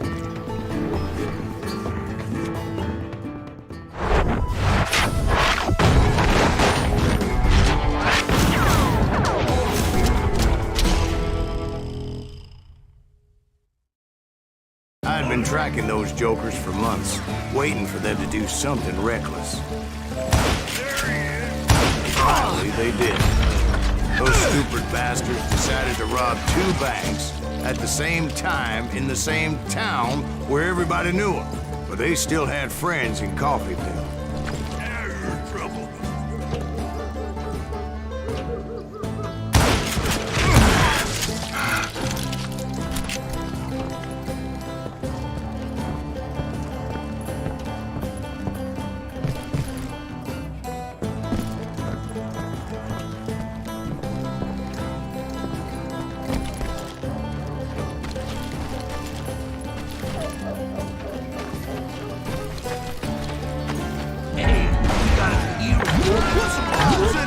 Those friends came after me like a pack of wild dogs, tooth and nail. They were coming at me from all directions. I caught sight of the Daltons running with the money and didn't want to lose them. Problem was, they knew the town better than I did. And to top it off, I found myself in the middle of another shootout entirely. Did the Daltons pull up in somebody's house? No, it was the Smiths, I believe. They were cousins of the Daltons, and they were shooting at the Browns, who were shooting at the Daltons, which wasn't any surprise, because those 2 families have been feuding forever. And since the Joneses are related to the Browns, they shot at the Smiths, pissing off the Heimhoffers, whose daughter recently married a Smith. Well, bullets were flying every which way as all the old feuds in Kansas caught fire all at once. There was a hell of a lot of pissed off people in Coffeyville that day. But that's just the way life is sometimes. Shit happens.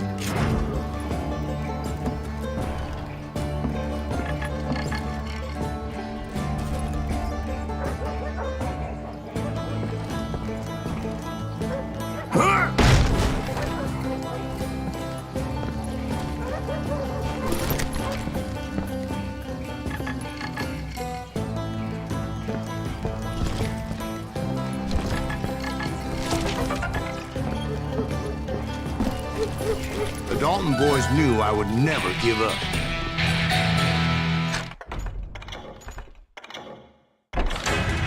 Those Daltons weren't the sharpest knives in the drawer, but they always stood together. They set a trap to slow me down and allow at least 2 of them to escape. The third brother stayed behind to plant me, just in case that trap of theirs didn't work.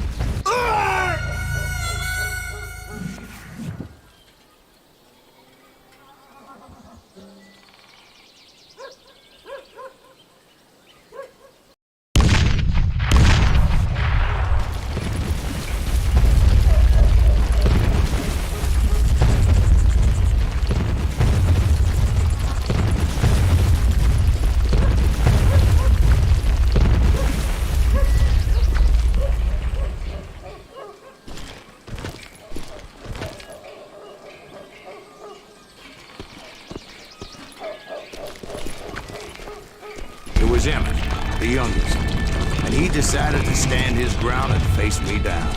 I ain't afraid of you, Silas Greaves. This is where it ends for you. He was determined to protect his brothers. I understood how he felt. Taking me on all by his lonesome wasn't exactly a recipe for a long fight. I'll blow your damn head clean off!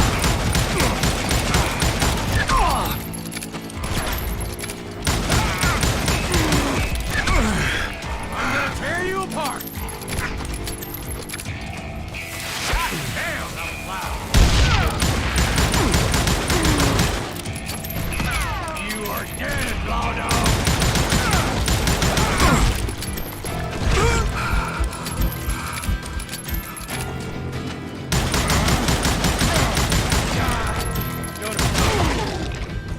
But Emmett Dalton survived the robbery in Coffeyville. He's the only Dalton who did. They say he was shot 23 times. Well, Dwight, who do you think put all those damn holes in him? But I have to admit, that boy had grit.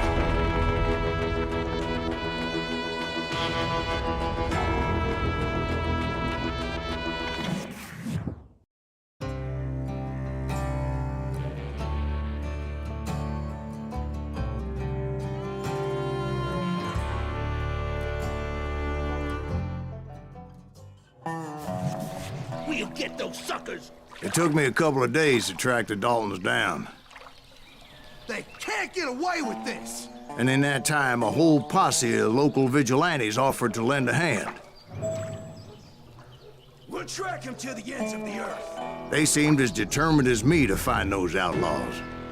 But as we headed into those swamps, it was like I had my own private army. There was no way those boys were getting away this time.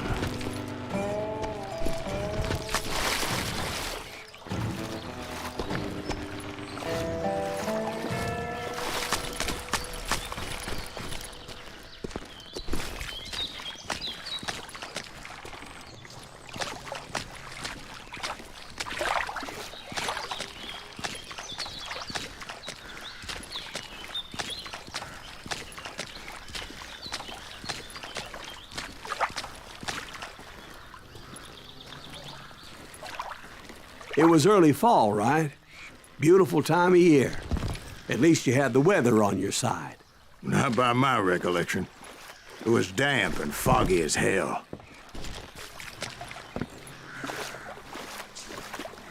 It was tough to stay on a true course, so we kept an eye out for landmarks.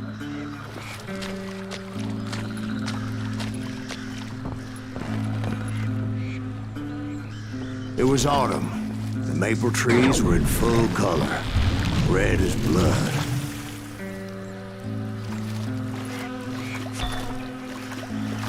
The rains that year were torrential, so the whole area was flooded. The vigilantes had spread out wide, and pretty soon I couldn't see anybody.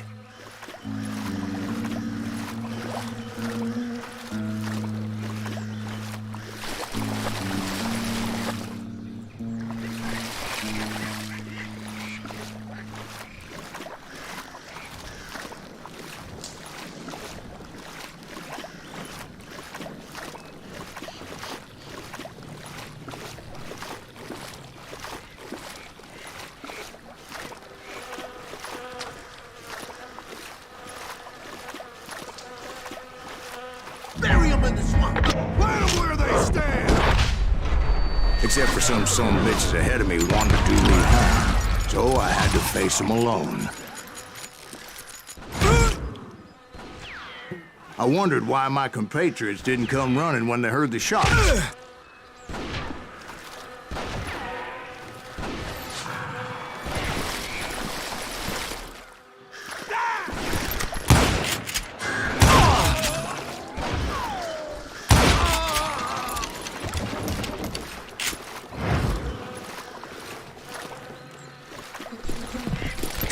So did you find the Daltons? Not yet, but I did have the questionable pleasure of meeting a few of their friends.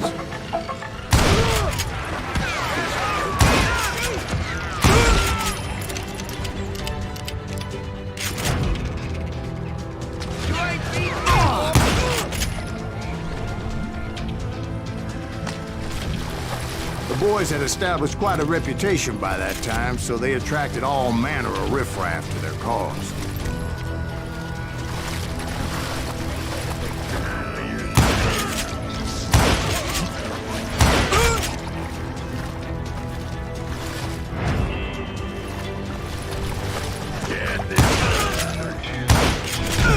And I was under serious attack.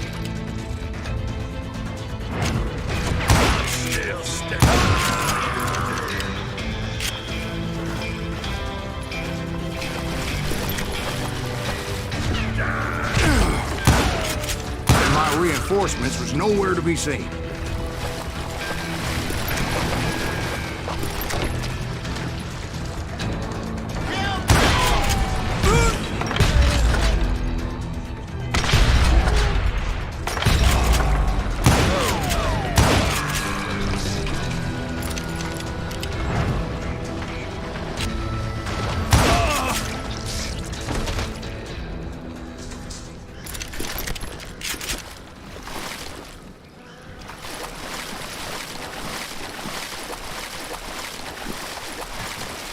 But luckily, a barn materialized as if right before my eyes. I scrambled up top to get a better view.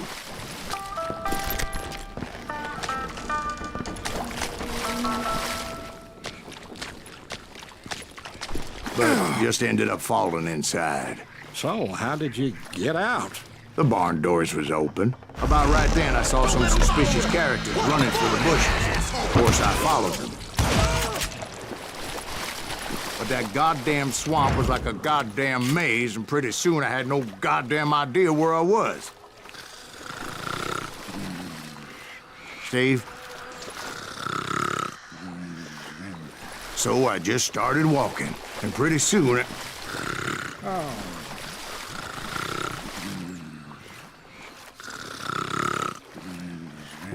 Steve? Steve? Huh? Oh, no, I'm listening. Indians surrounded me from all sides.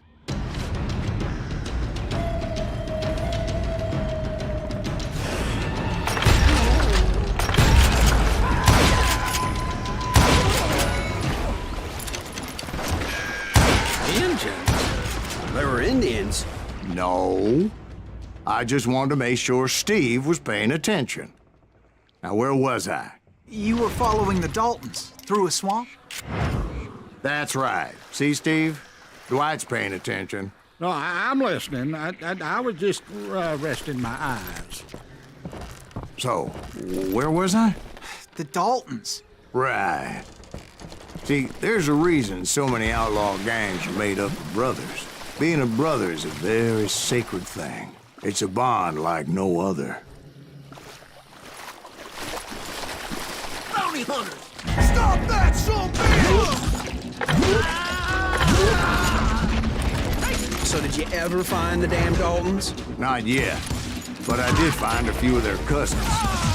You Kansans breed like rabbits. Or Smiths or Heimhoffers or who knows what. But hell, what's more important than family? I bet Ben knows what I'm talking about.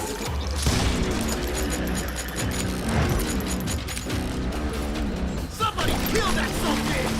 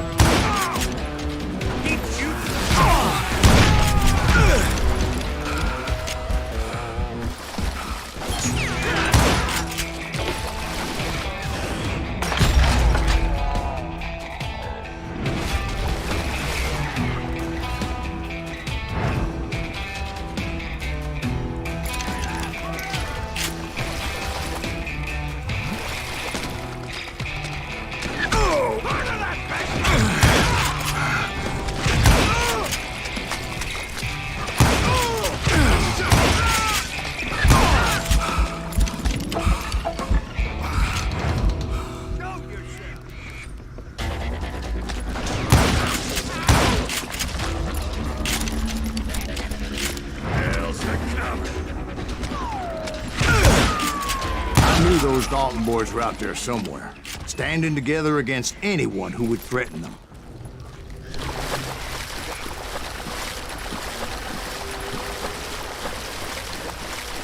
And that's when I saw it. A goddamn steamboat. A steamboat in a swamp? Yeah, Steve, but this wasn't much more than a wreck, really. But how'd a damn steamboat end up in the swamps? Guess it floated off during the flood of '89. Now, was it a stern wheeler or a side wheeler? What? Does that really make a difference, Steve? It was a steamboat with a goddamn army on board. It was then that a fusillade of bullets come raining down from our house. And those vigilantes who accompanied me weren't anywhere to be found. But among those men that were shooting at me, I thought I saw some familiar faces.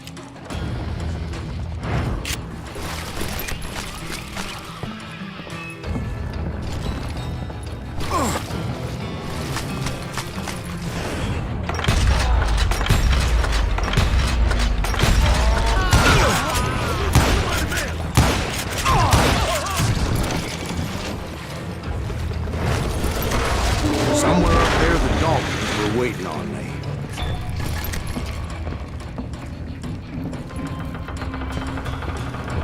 That's right. Run!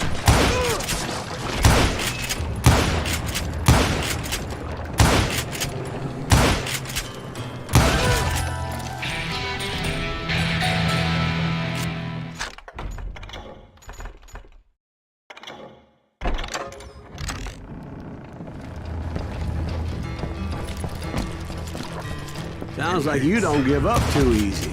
That's the kind of man I am, Ben. I set out to do something. I do it. Surrender just ain't in my nature. Plus, I'm stubborn as hell.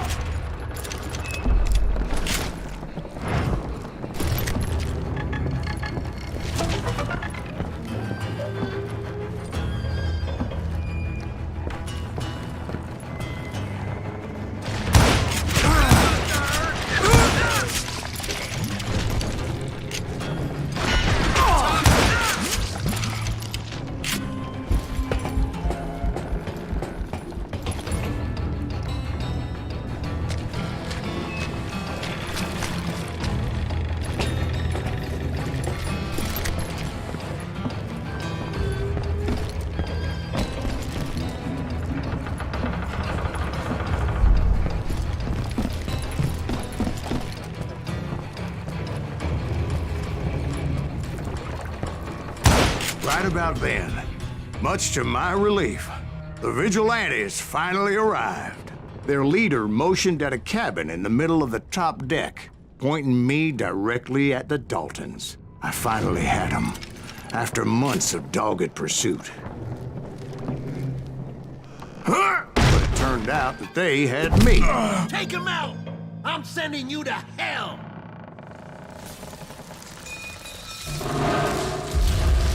The Daltons had played me like a fiddle. Apparently, the vigilantes were on their damn payroll. They didn't just want to shoot me. They wanted to burn me alive. But finding my way out of a burning labyrinth proved to be quite a challenge. It was a riverboat, right? I mean, it's not like it was a goddamn ocean liner.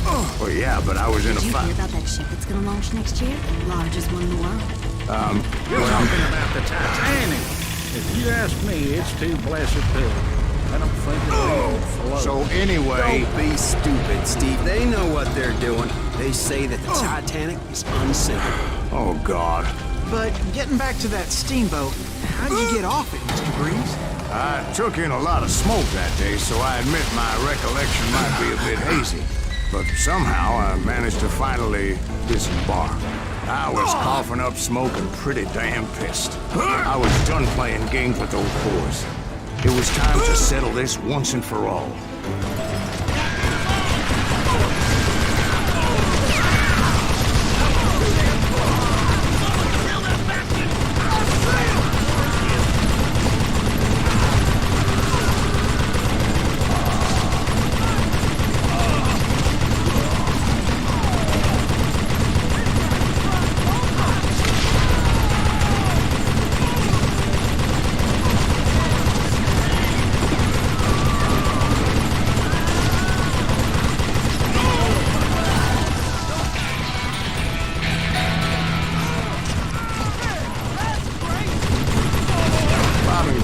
weren't about to come at me one at a time.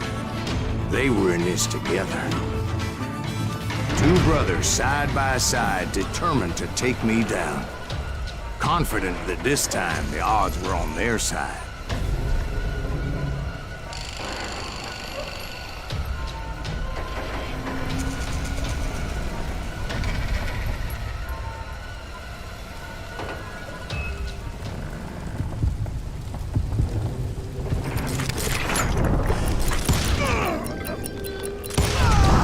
They got it wrong.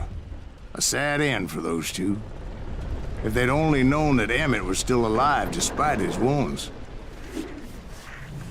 Paroled 14 years later, he moved to California and sold real estate and lived off the legend of that fateful day. And the tragic death of his two brothers.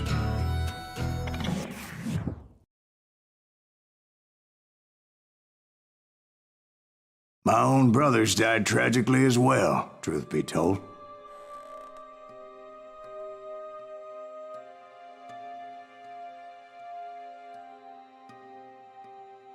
It was 1868, and me and my older brothers were pulling a tidy profit running cattle into Juarez, Mexico. One night after my brothers retired for the evening, I found a little poker game in a cantina with a couple of cowboys. And I just couldn't lose. I even won an old Spanish coin that had to be 100 years old. Well, I was mighty pleased with myself the next morning as my brothers and I rode for Texas. But before we crossed the border, those cowboys caught up with us. It was Johnny Ringo, Roscoe Bob Bryant, and another asshole named Jim. They wanted their money back and everything else we had, including our lives, as those boys didn't want us coming for them later. Bob put that old Spanish coin in my mouth and said, "I won't have it said that I left you with nothing, boy." Well, those horses bolted, and there we hung as those bastards rode away. The branch finally snapped under the weight of the three of us, but being my older brothers were bigger and heavier, they were already dead. And right then I swore to myself that I would avenge them. Ringo you know about. But Bob eluded me, until I heard he was riding with the Wild Bunch.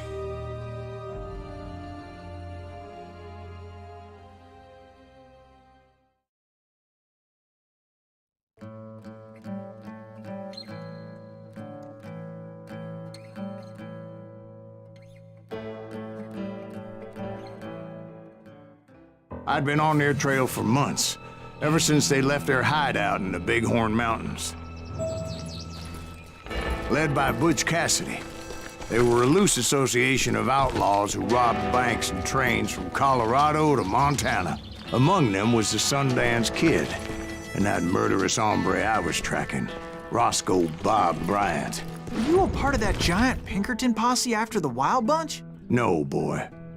A circus like that would have slowed me down. Besides, I wanted Bryant all to myself. I'd heard about a large shipment of gold being transported to Wilcox, Wyoming on the Overland Flyer.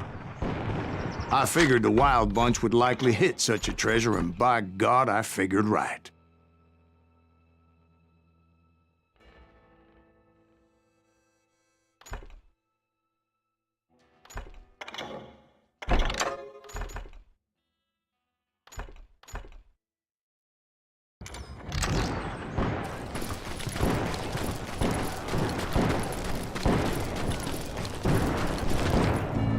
They blew the bridge with the intention of forcing the train to stop. Well, I assumed the Wild Bunch was likely in the still intact part of the train high above.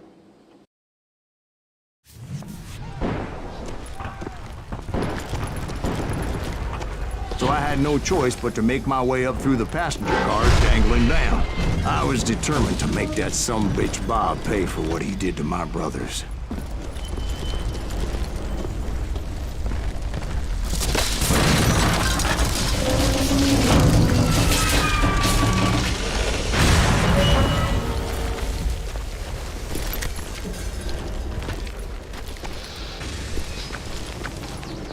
ears are still ringing from blowing up that ridge. What'd you say? Well, I made my way off unscathed and came upon a few members of the gang and had no choice but to dispatch them. From there, I had to negotiate an even more precarious route. But first, I would need to get my ass out of there.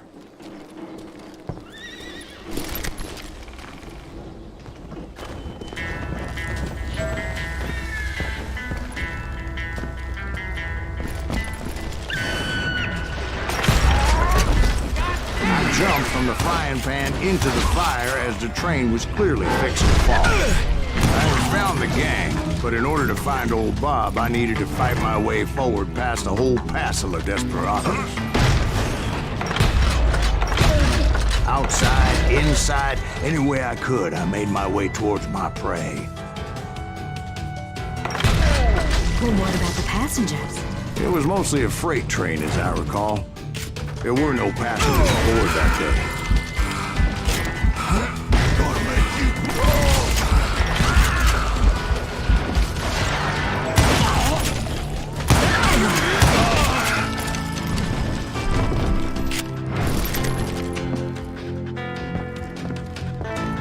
As I mentioned before, I am not fond of heights.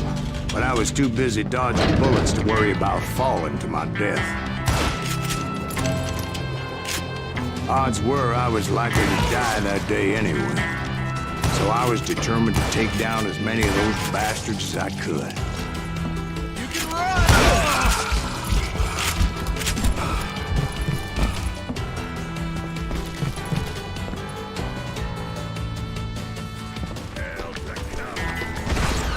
At times it was like shooting ducks in a shooting gallery. The only difference is these damn ducks shot back.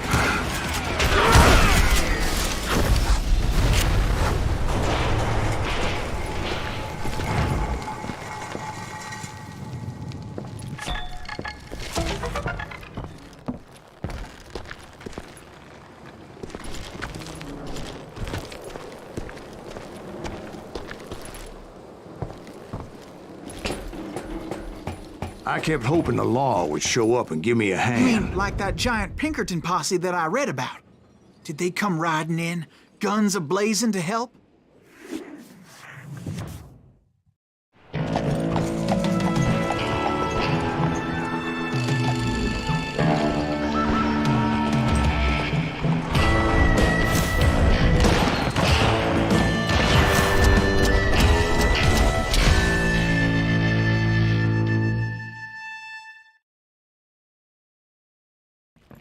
Help?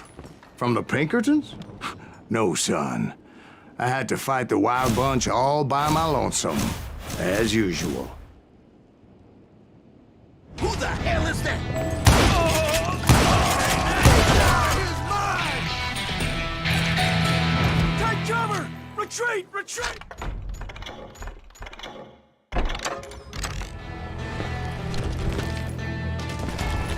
He's killing everybody! You ain't seen no man. They'll kill us all! Run!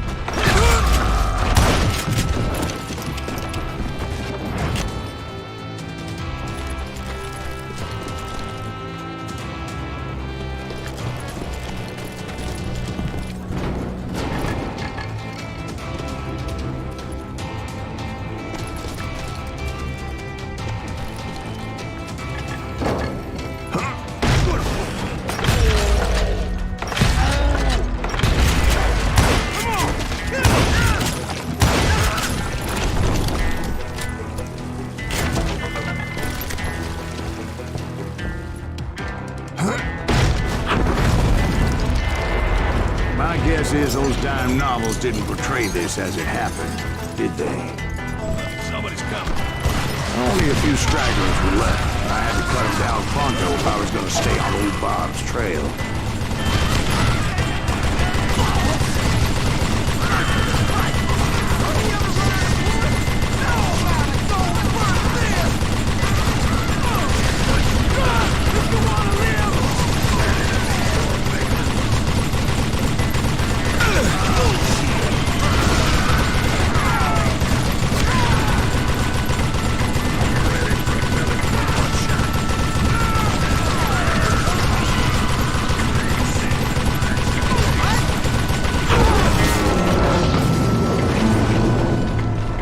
Once I silenced all those guns, I went searching for my nemesis, determined to finally have my justice. But the only survivor who welcomed me was George Flat-Nose Curry. Who was he? The fastest gun in the gang. Right after Sundance, I mean. And Kid Curry, and maybe Elsie Lay. Though some folks might dispute that.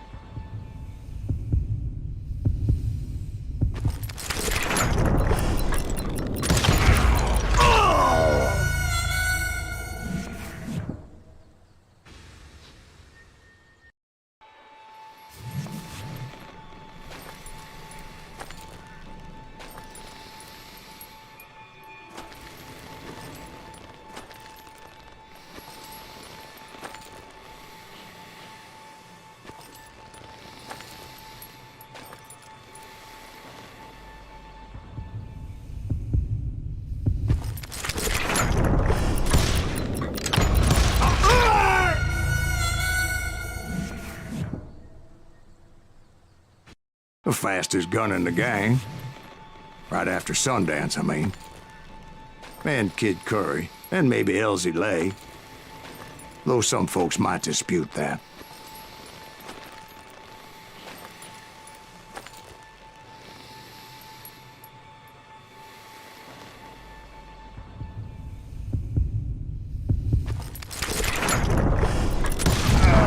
On that very same day, Butch Cassidy and the Sundance Kid decided to leave the Wild Bunch behind and decamped for South America.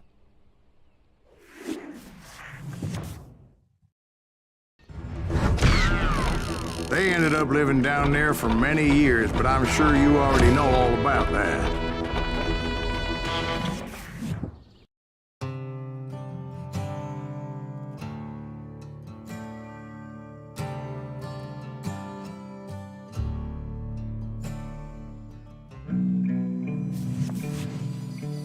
I tried to find Bob Bryant, but it was as if he'd disappeared.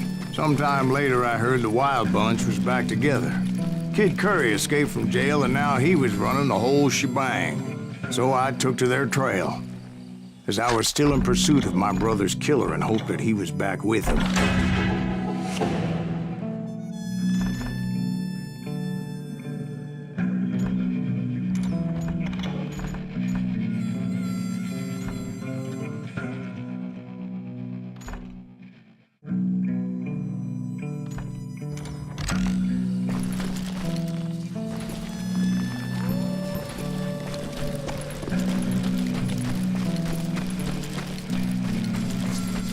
That Kid Curry's kinda crazy, ain't he? Don't let him hear you saying that.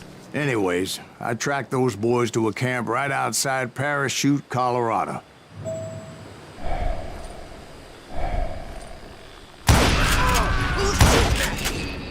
outnumbered, I didn't bother with a warning shot. I just started taking those bastards down.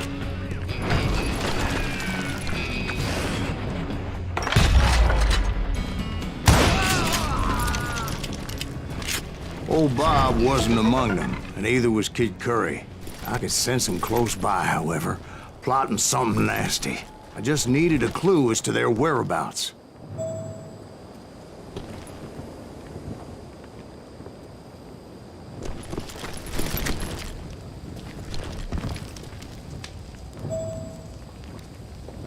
And I found one. A map with their bold plan clearly marked. This time they were fixing to blow up a train trestle. Property of the Union Pacific.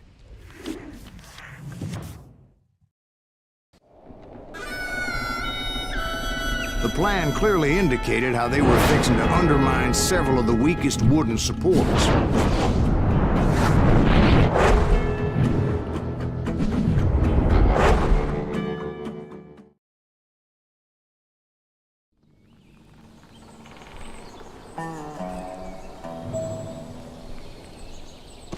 Kid Curry was considered the wildest of the wild bunch. It was said that he fathered 85 bastard children, though some say it was only 5.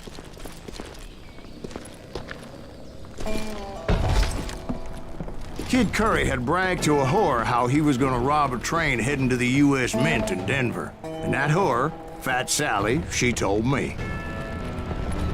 The bridge was rigged with dynamite, so I decided I'd best be careful confronting those bastards.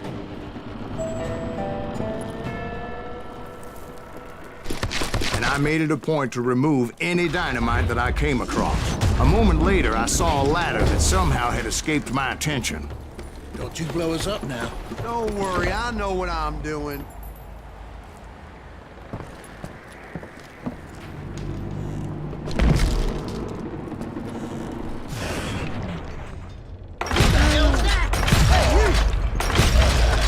But the Wild Bunch did not take kindly to my presence and attempted to blow my head off. It appeared the kid had found a number of new recruits to bolster their ranks. What happened next? Well, having removed the first bundle of dynamite, I decided I might as well remove the other one. Once that was done, I figured I'd find my way from there.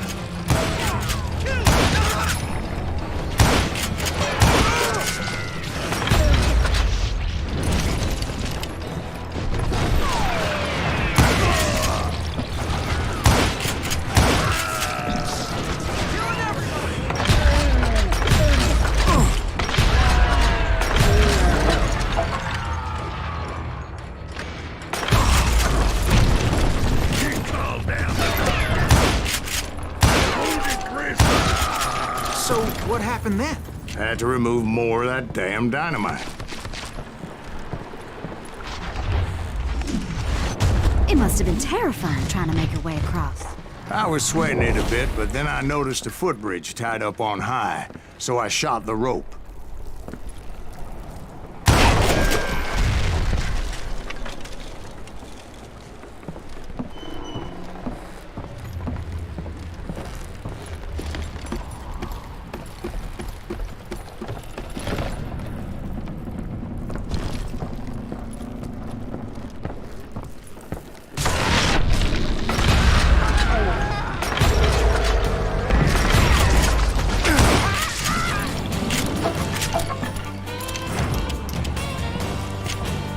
So that was all the dynamite? It's funny you should mention that, darling. As actually, there was a 4th charge impeding my progress. Once I removed it, my path was pretty clear.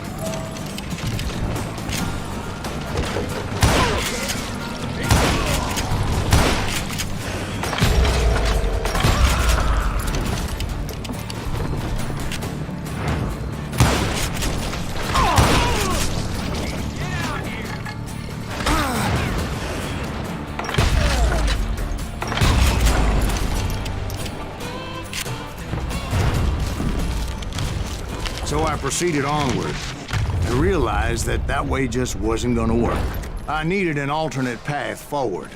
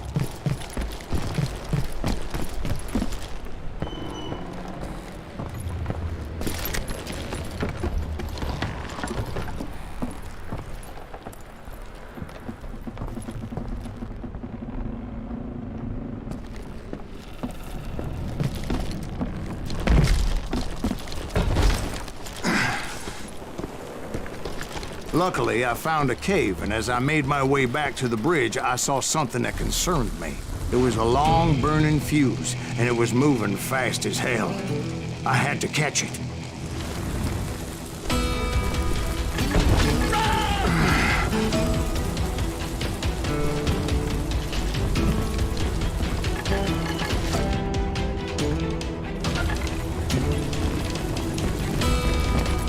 Releasing it in time would have been unfortunate.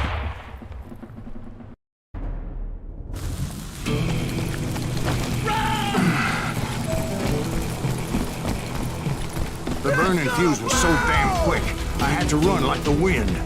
I almost had it, but no. Thought I was gonna have a coronary when I lost sight of those sparks. My heart was pounding like a sledgehammer. I knew that failure meant boom. Then, finally, at the last moment.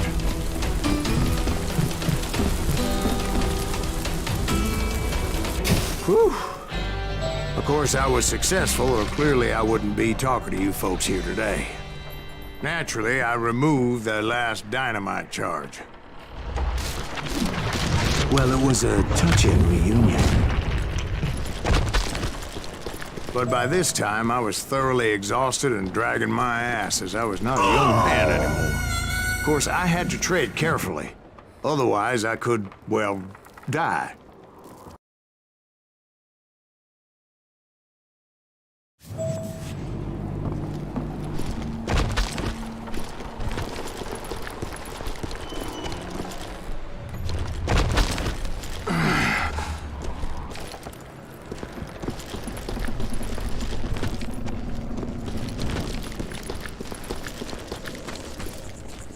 Kill that SOB! Make him bleed! Send him to perdition! Finally, I found those boys. Or more precisely, they found me. How is that? These tracers get dirty, ass me! Nuttier than a damn fruitcake!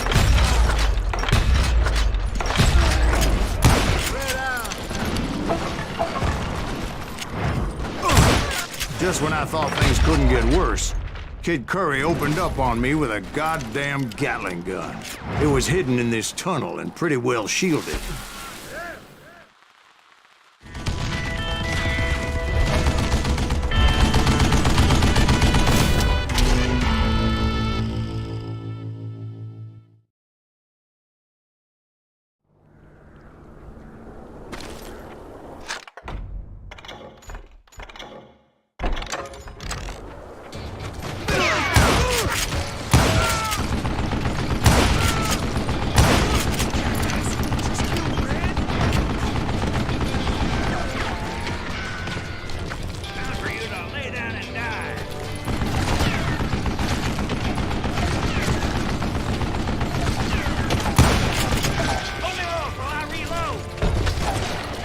Luckily, I had located some dynamite. I still, however, had my work cut out for me.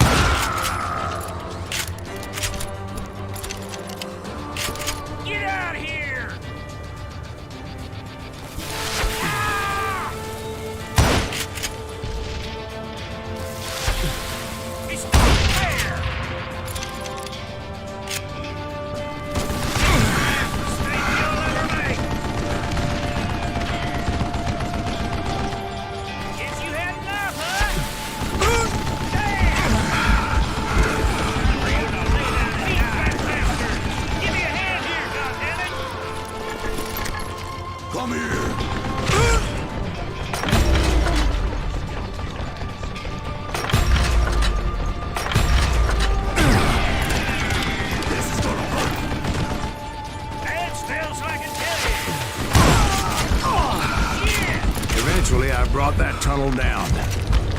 And that's when I met Kid Curry himself.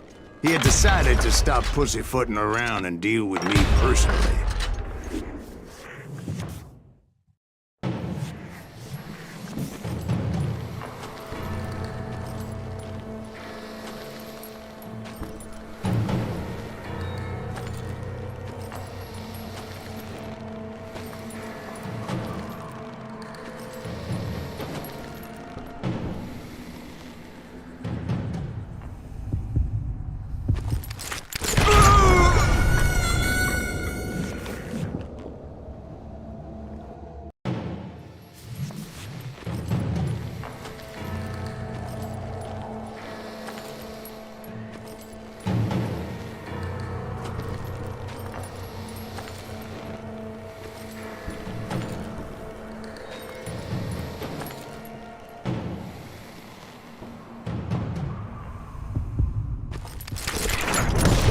Fast as he was, I was just a bit faster. And as he lay wounded, I demanded to know the whereabouts of Roscoe Bob Bryant. He shouted at me, "Is that what this is about? Bob went with Butch and Sundance to South America. You ain't never finding him."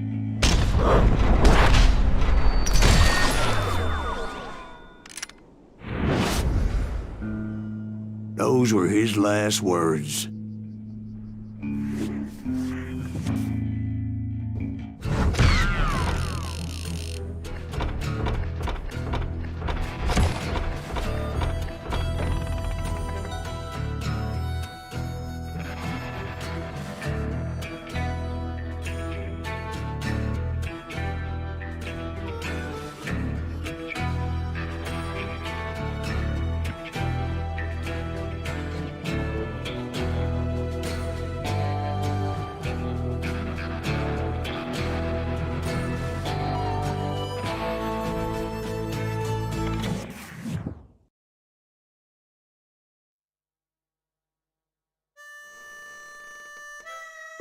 So, Bob Bryant got away? I knew I'd never find him in South America. What about the other killer? Yeah, you kinda glossed over that one. Well, I found Jim not long after my showdown with Ringo. At the time, he was riding with the James Younger gang. Did I neglect to mention that?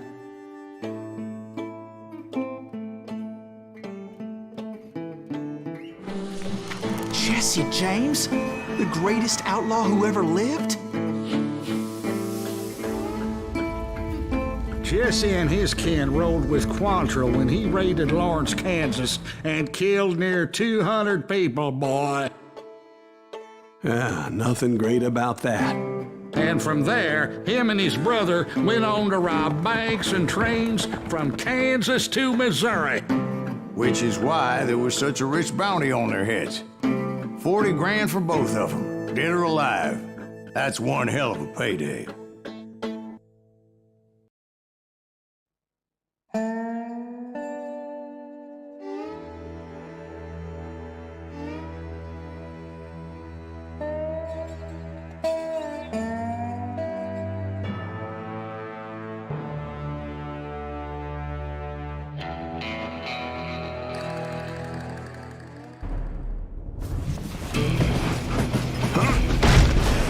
I confronted them as they were robbing a train. Bullets were flying at me from every which way. But I knew I'd have to fight my way forward if I was gonna find this Jim.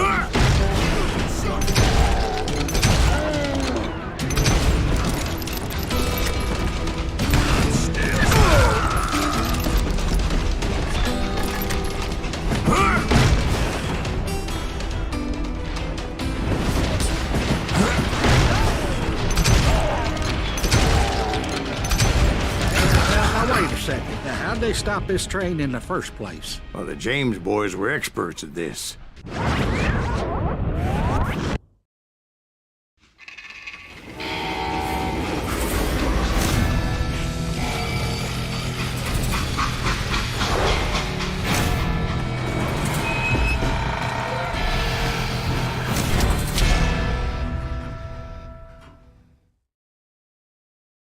They hopped a freight train having heard there was a big payroll in the express safe. So, I hopped the same train.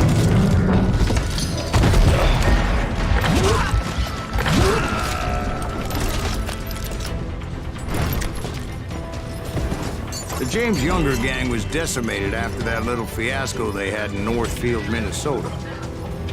So Jesse needed more men and took on the killer I was after, along with a host of others.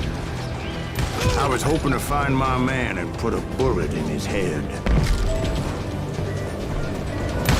Climbing around that train, I must have swallowed 100 damn bugs before I reached James that... Younger gang pulled the first train robbery west of the Mississippi. Sounds like you hold them in high regard. Everyone knows they were the most famous outlaw gang ever. And you took them all on by your lonesome. Again. I'm finding this all a little hard to swallow, friend. Well, maybe you need to wash it down with some whiskey. By the way, did I mention that train was flying down those tracks like a bat out of hell?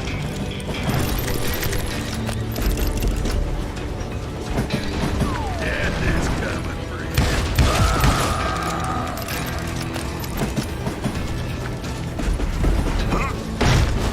you. Anyway, excuse me, Ben. Where would I find the gentleman's facilities? Suddenly I have an urgent need to drain my one-eyed snake. Well, I've had more than a few drinks, and I've been sitting here for quite a spell. Right through there. Let me show you. I've never heard so much malarkey in my life. You think he's bullshitting us? You don't think he's Silas Greaves? I think he's just some old drunk looking for some free liquor. I don't know, Jack. I think I believe him. You don't think he met Jesse James? Boy, you gotta be kidding me. That story makes no sense at all. Jack. I mean, you gotta be 2 bricks short of a load to believe that cock and bull story. I don't agree. Jack, lay off the But bar. you seriously think that tired old man went toe-to-toe with Jesse James?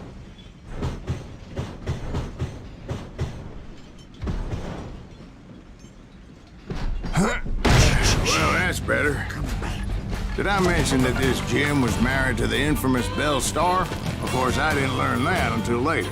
Anyway, I made my way forward the best I could. Around the sides, over the roof.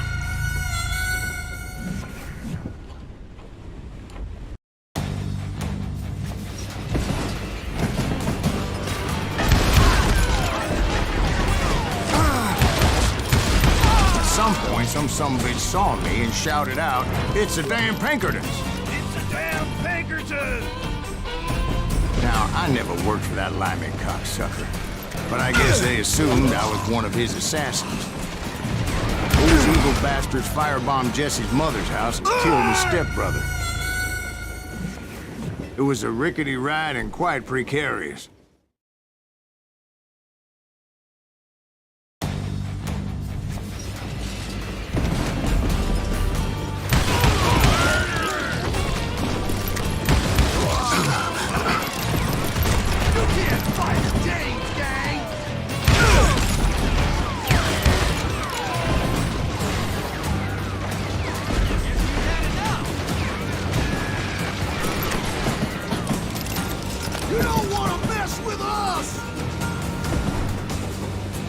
So it's no wonder each and every asshole on that train wanted me dead.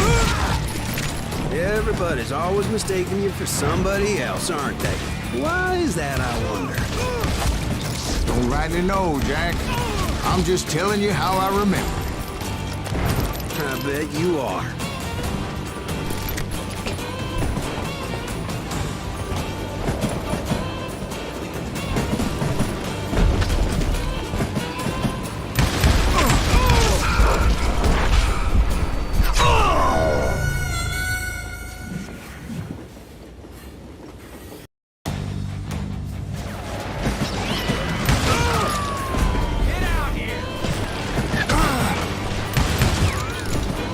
You can't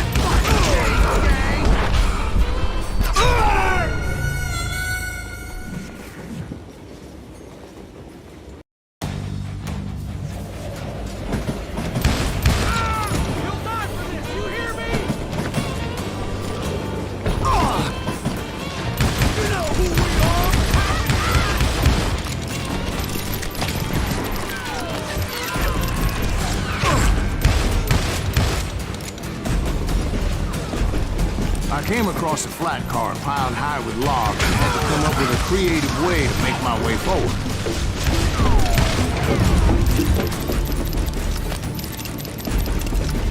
I wondered if I was ever gonna find the front of that train, or the bastard I was after. Right about then, I was attacked by some asshole on a Gatling gun. Yeah, seems like you run into a lot of them. Asshole? Gatling guns. Yes, I did. Now, I don't remember how I took it out. It was either a bullet or dynamite.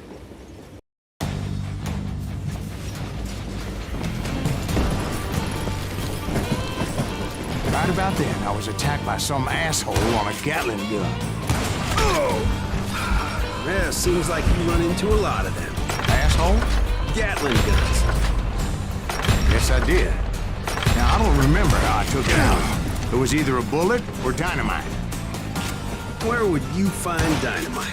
Does it really matter, Jack? You're messing with the flow of the story here. You're done. This takes a while.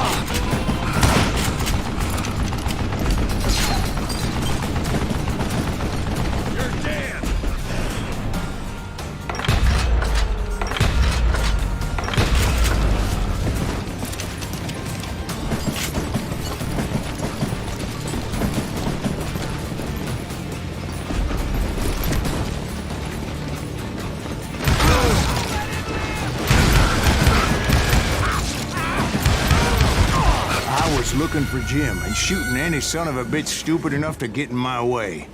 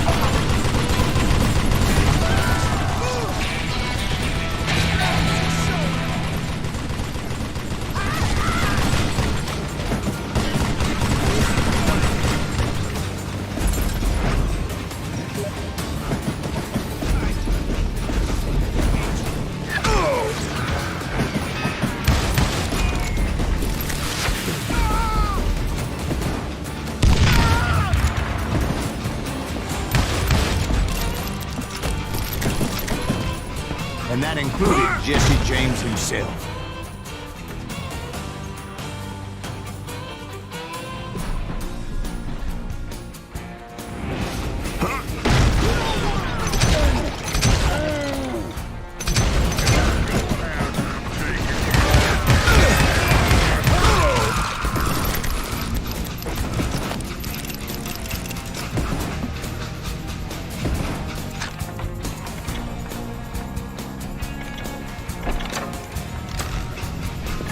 There sure were a lot of men determined to die that day.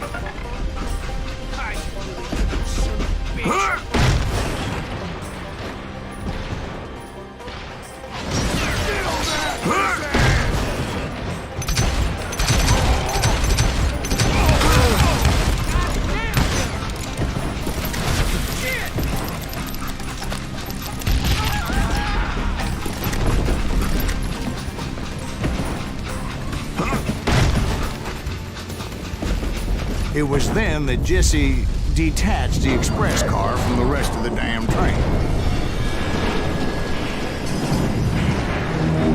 I could see Jesse waiting for me, fixing to kill me so he could get away with all that money.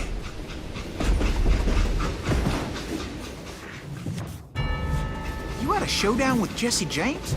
Of course he didn't. Everybody knows that Jesse was killed by Bob Ford. Yeah, Jesse went out like John Wesley Hardin. Coward shot him in the back of the head. Guess it doesn't matter how far you run, does it, Ben? Your past always catches up with you.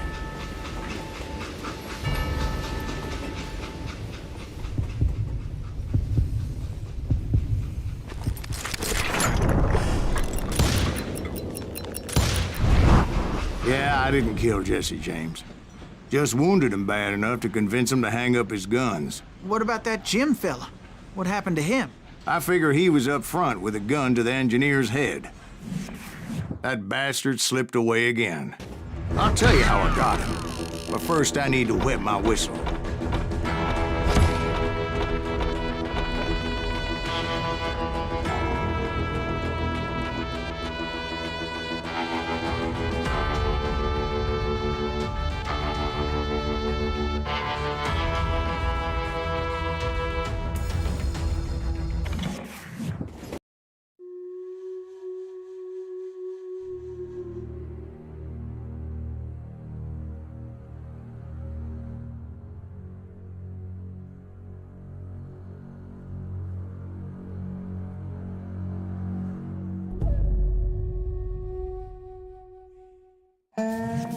After my showdown with Jesse, I continued to track his brother, Frank, and that son of a bitch, Jim. I followed those bastards into the high mountains as they were going to ground. What mountains would that be? Somewhere in the Ozarks, I believe. The perfect place to hide out from the authorities. In fact, before I could find them, some Indians who fled the Reds and were hiding out from the military found me first. They probably thought I was a cavalry scout and didn't want me telling the military where they were. Indians? Yeah, they could have been Cheyenne, but there was all sorts of renegades roaming the landscape back then.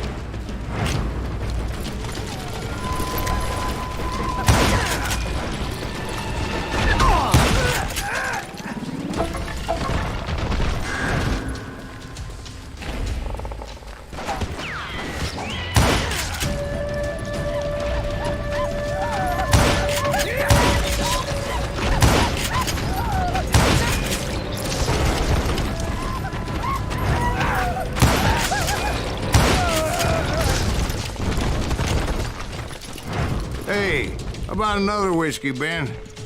Nothing better to soothe the troubled soul.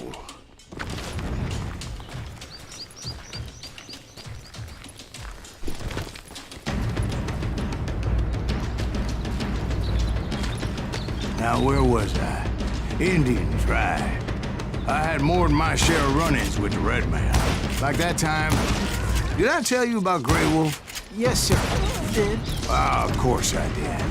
In fact, I can still remember that old medicine man's words to me. Jesus Christ, we're back to that again. You carry great darkness in your heart. It will claim your soul. You will come to this place again and kill many more men, and the darkness will grow until it consumes everything you are.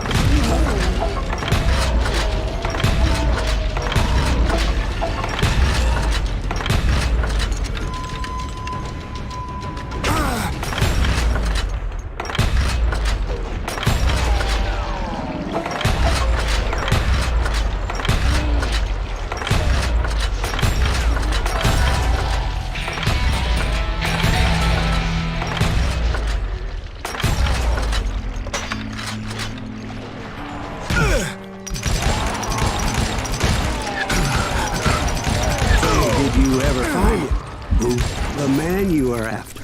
Let me ask you something, Ben. You ever think about death? Mr. Greaves, are you all right? Oh, death.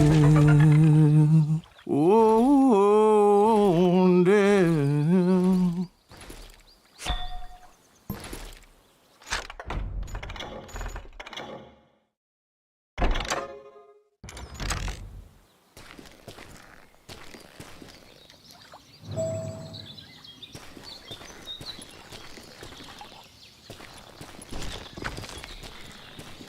Won't you spare me over till another year?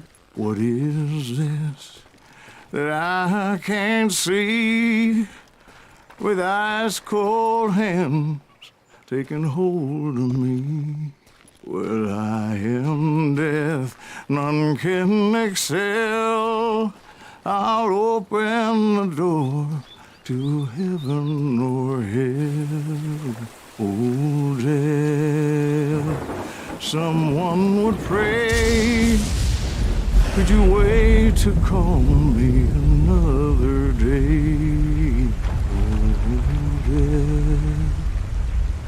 Oh, death, won't you spare me over till another year? So are you gonna answer the question? What question is that? Jim Reed. Did you ever find him? Reed was indeed that son-bitch's surname. That's right, Ben. A despicable character. I remember him laughing like a hyena that cold morning they lynched me and my brothers. He was intent on avoiding my vengeance, but nothing was gonna stop me. Nothing.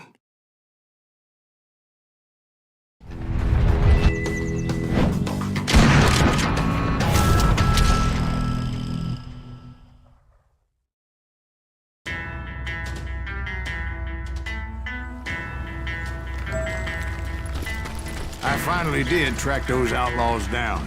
They had long rifles with scopes and were well positioned to pick off any poor soul who came anywhere close.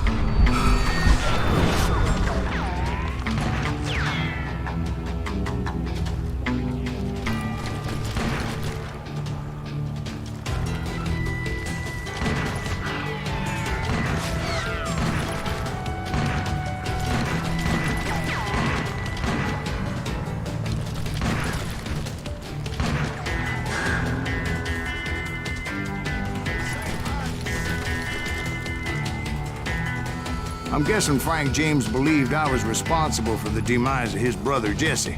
I couldn't really disagree with the man, as I thought Jesse was dead then as well.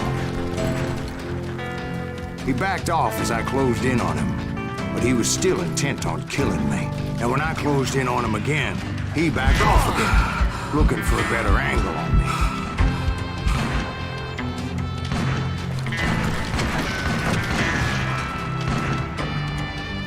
Hell, I can't fault Frank for wanting his revenge, as I was there for the same damn reason myself.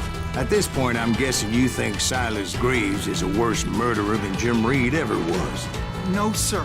A man who spent half his life killing somebody's brothers, fathers, sons. I think you were just looking for justice, sir. Is that what I was looking for, Dwight? Is that what it was? Justice? Isn't that why you were hunting the James gang? The James gang. Right. I finally found Frank holed up in his mountain cabin, and he was determined to have me dead. It was a pitched battle that could have gone either way. Luckily, I had some dynamite in my possession. Dynamite? On your person? A few sticks, just in case. It's always good to be prepared. Right. I'm just laying out the facts as I remember them, Jack.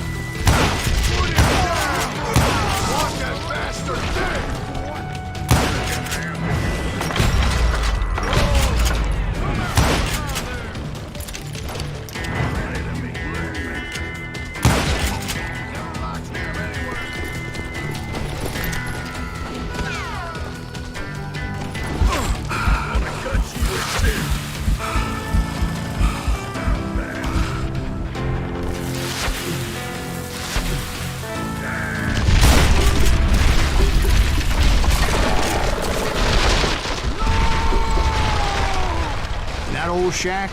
Well, it went tumbling right off that cliff. With Frank James still in it? Yes, sir. But Frank James is still alive, living in Missouri, showing folks around the family farm for 25 cents a tour. I didn't say he died in the fall, now did I?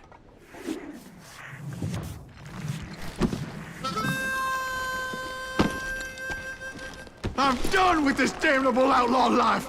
Kill me, don't kill me, do what you will. At this point, I just don't give a shit. I explained to Frank that I had nothing against him personally and that I was looking for someone else. You want Reed? Have at him. I never did like that bastard. I am done here. We parted in peace as Frank pointed out the path to my prey before making his way back down the hill.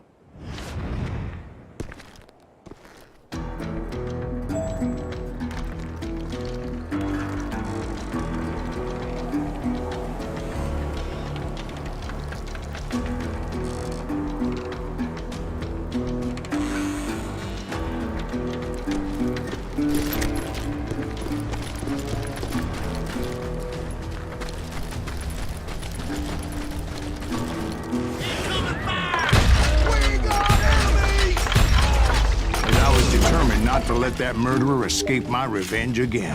So what happened with Reed? Well, I finally found the last of the gang hiding in a nearby cave. First, I had to dispatch some lookouts, but rather than wander in willy-nilly, I decided it would be better to smoke that sumbitch out. "Hey, Reed!" I shouted. "No wonder you're so ornery. Can't be easy being married to Belle Starr. While you're off providing for the family, she's spreading her legs for every Tom, Dick, and Cole Younger. Not an attractive woman exactly, but very friendly. At least she was to me." Son of a bitch!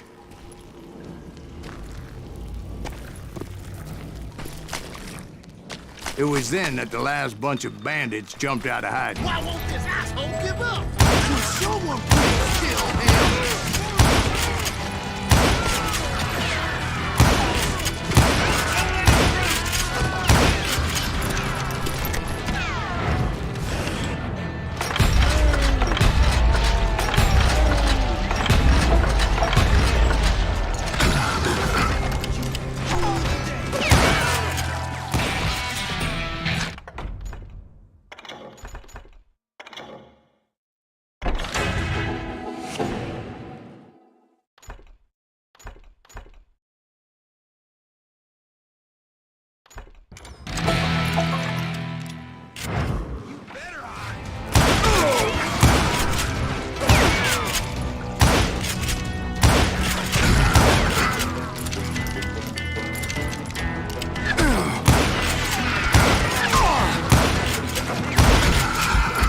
Eventually, it was just me and Reed.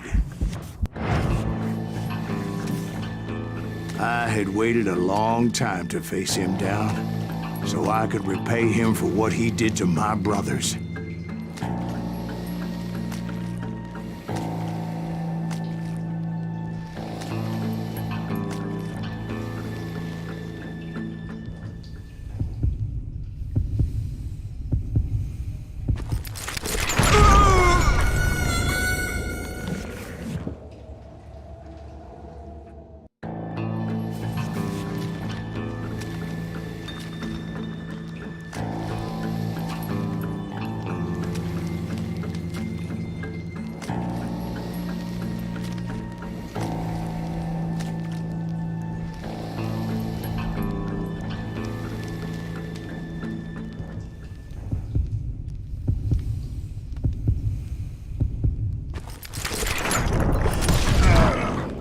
And repay him I did.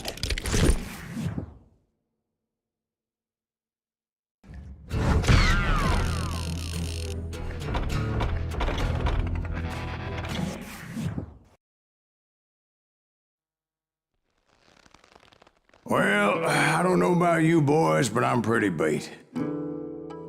Well, it's too damn bad you never found that Bob character. Seems a shame you never had to pay. Well, funny thing about that, I did have one more chance at him.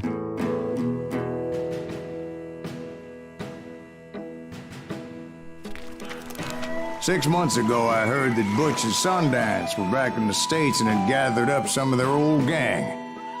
I tracked them down, hoping that Roscoe Bob Bryant had returned with them. So you're saying they didn't die down in Bolivia?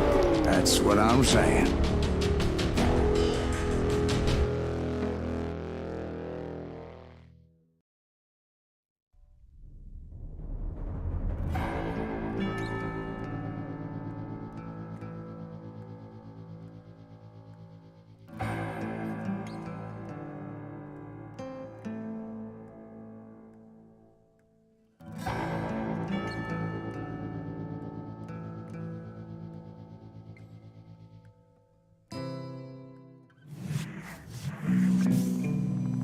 For 40 years I had waited to get my hands on the last of my brother's killers.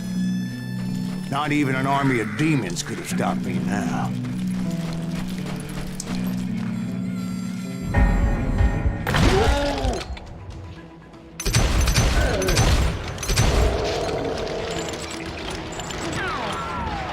Both Johnny Ringo and Jim Reed fell fairly quickly.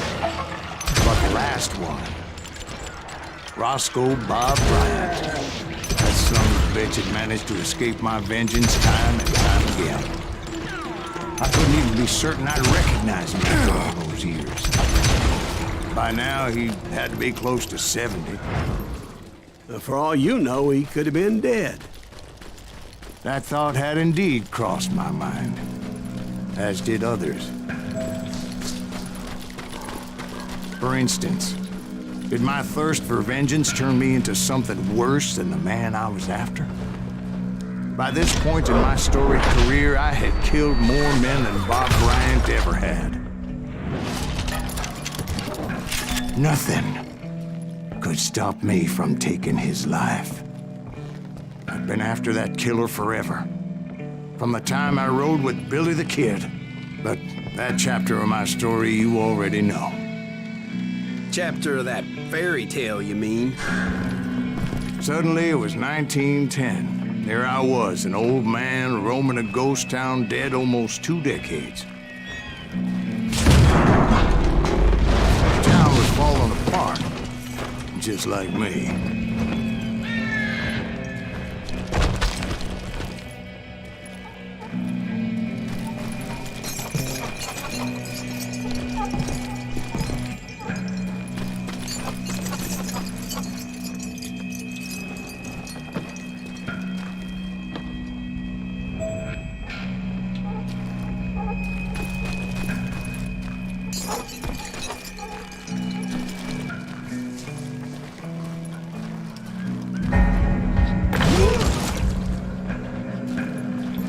But I wasn't about to call it quits.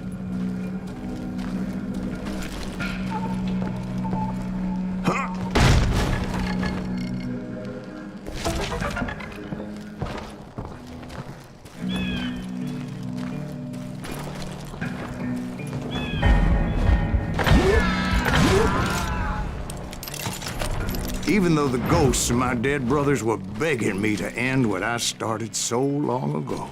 Mr. Graves, are you all right? Would you like some water? The Wild Bunch knew I was there. They were after a treasure they had hidden before they fled, buried in the grave of a dead amigo. Some folks think the town is haunted, so they figured there wouldn't be many people poking around. I intended to fill that grave with Bob Bryant's corpse. But like I said, the bandits knew I was onto them.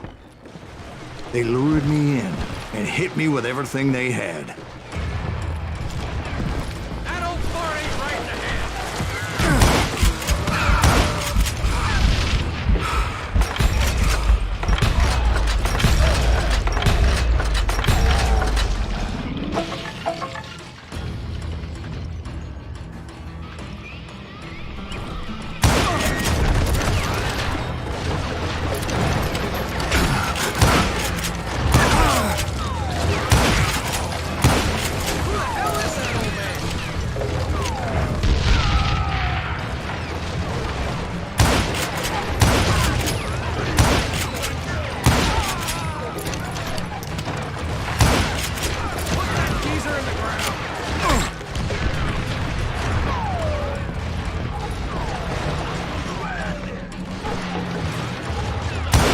you obviously prevailed since you're sitting here telling us today. Actually, in that moment, I did not prevail. So I suppose we're talking to a ghost. Funny you should put it like that, Jack.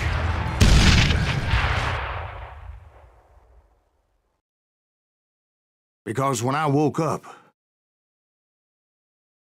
From the dead? there was silence all around me.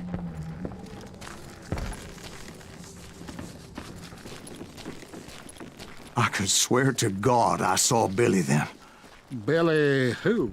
Billy, the kid. William Bonney. He was shooting at me from a rooftop. Here, there, and even over there. So I am right. You are titched in the head. Mr. Greaves, perhaps we should switch you to coffee? You see that old Indian again, too? No, but I did see Billy's killer. Patrick Floyd Garrett. He came at me guns a-blazing. But I knew that old war horse had died 2 years before. I wondered if maybe I was dead too and confronting the ghosts of my past. Perhaps all my sins were coming back to haunt me and drag me down to perdition. I saw Henry Plummer throw dynamite at me.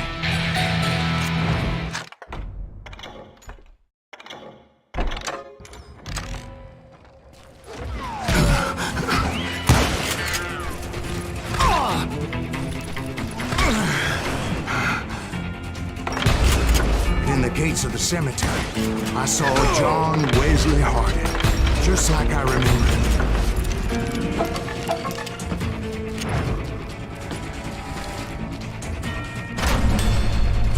Robert Ollinger appeared with his terrible double-barrel shotgun. But no ghost army was stopping me. My father-in-law got hit with a falling branch. He spent the rest of his life talking with dogs. Newman Hayes Clanton, William Brocious, John Peters Ringo, they all wanted me dead.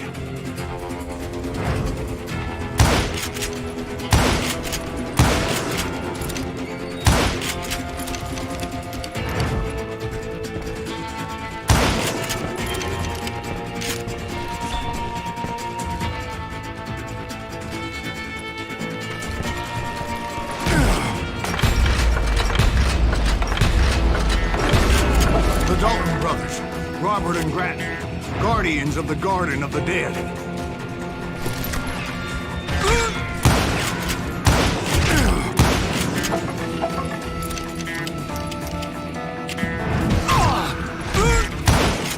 George Curry and Harvey Logan, alias Kid Curry, both thirsty for vengeance from the great beyond.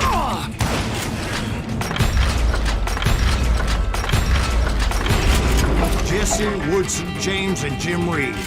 Each one deader than the next. I thought I would go crazy. Thought?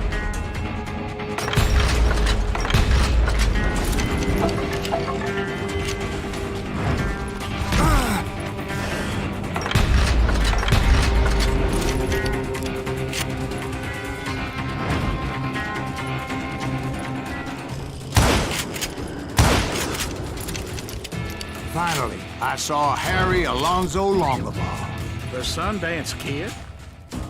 Like a general leading his legion of the dead. You told us before that you seem alive.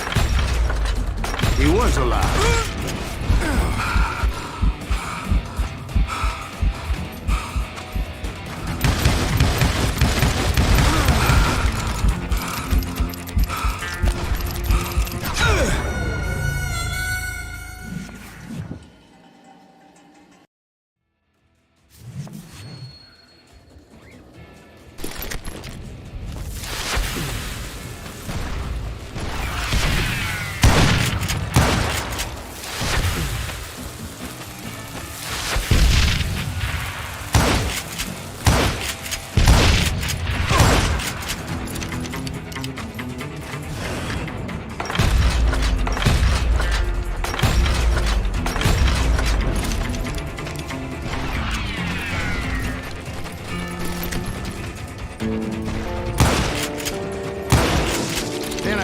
voice called to me from afar.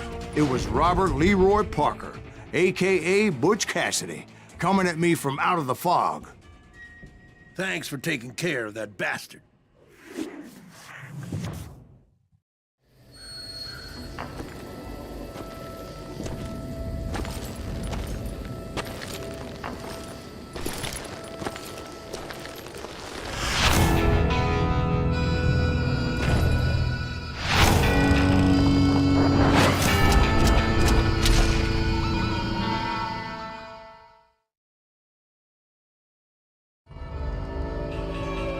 But the kid wasn't quite deceased. Not yet. Takes more than one little bullet to kill the likes of me, partner. Those two looked like they hadn't seen each other for quite a while. Clearly, they were no longer amigos. Shit. I was hoping I wouldn't have to kill you. You won't have to, Butch. I'm killing you first. I asked them about Bob Bryant, but they were too busy with their own heated conversation. Let me get this shit straight. You want my money and the love of my life? You frittered it all away, Butch. Eda's mine. And so is that damn money. I didn't want to shoot anybody until I had an answer to my question, but those boys didn't give me much of a choice.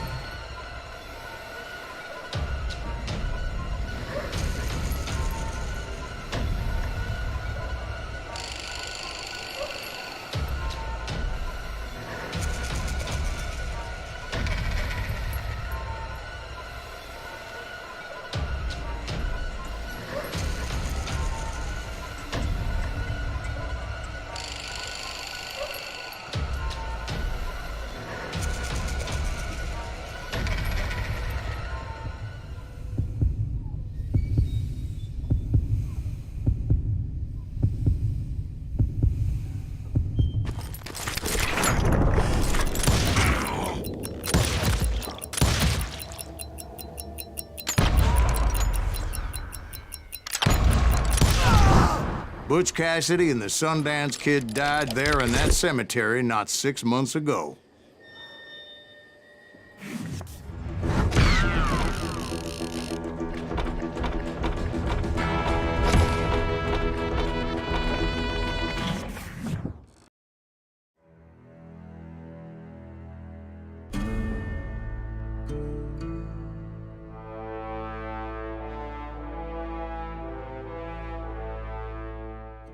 Butch Cassidy and the Sundance Kid were killed by the Bolivian army. Everybody knows that. That's the legend, but it ain't the truth. So, you never found Bob? There is no Bob. This old sumbitch ain't even Silas Greaves. Sir, is that true? Have you been pulling our legs this whole time? Well, not the whole time. Oh man, I think you've worn out your welcome here. Maybe you're right, Jack. Maybe it's time to pay. You see, Ben, or should I say Bob, your past always catches up with you. I was a different man back then, crazy. Drinking, I changed my ways, I swear to you. If I could turn back the clock, But you can't, Bob.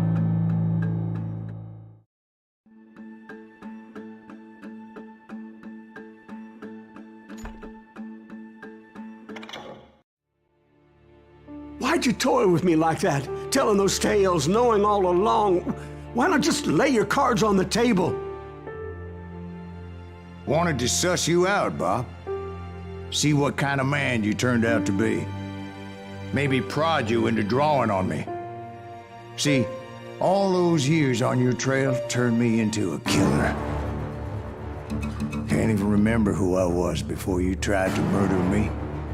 You, on the other hand, walked that very same path in exactly the opposite direction. What do you mean by that? You think your life is worth sparing, Bob?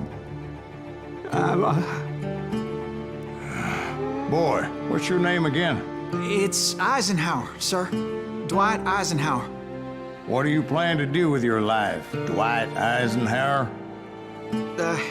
Tomorrow I'll be leaving for West Point, sir. So, you want to be a soldier? Well, then do it right, son. Don't tear down the world out of anger and spite like I did. You build it up. You do something decent with your life, you hear me? Sir? Yes, sir.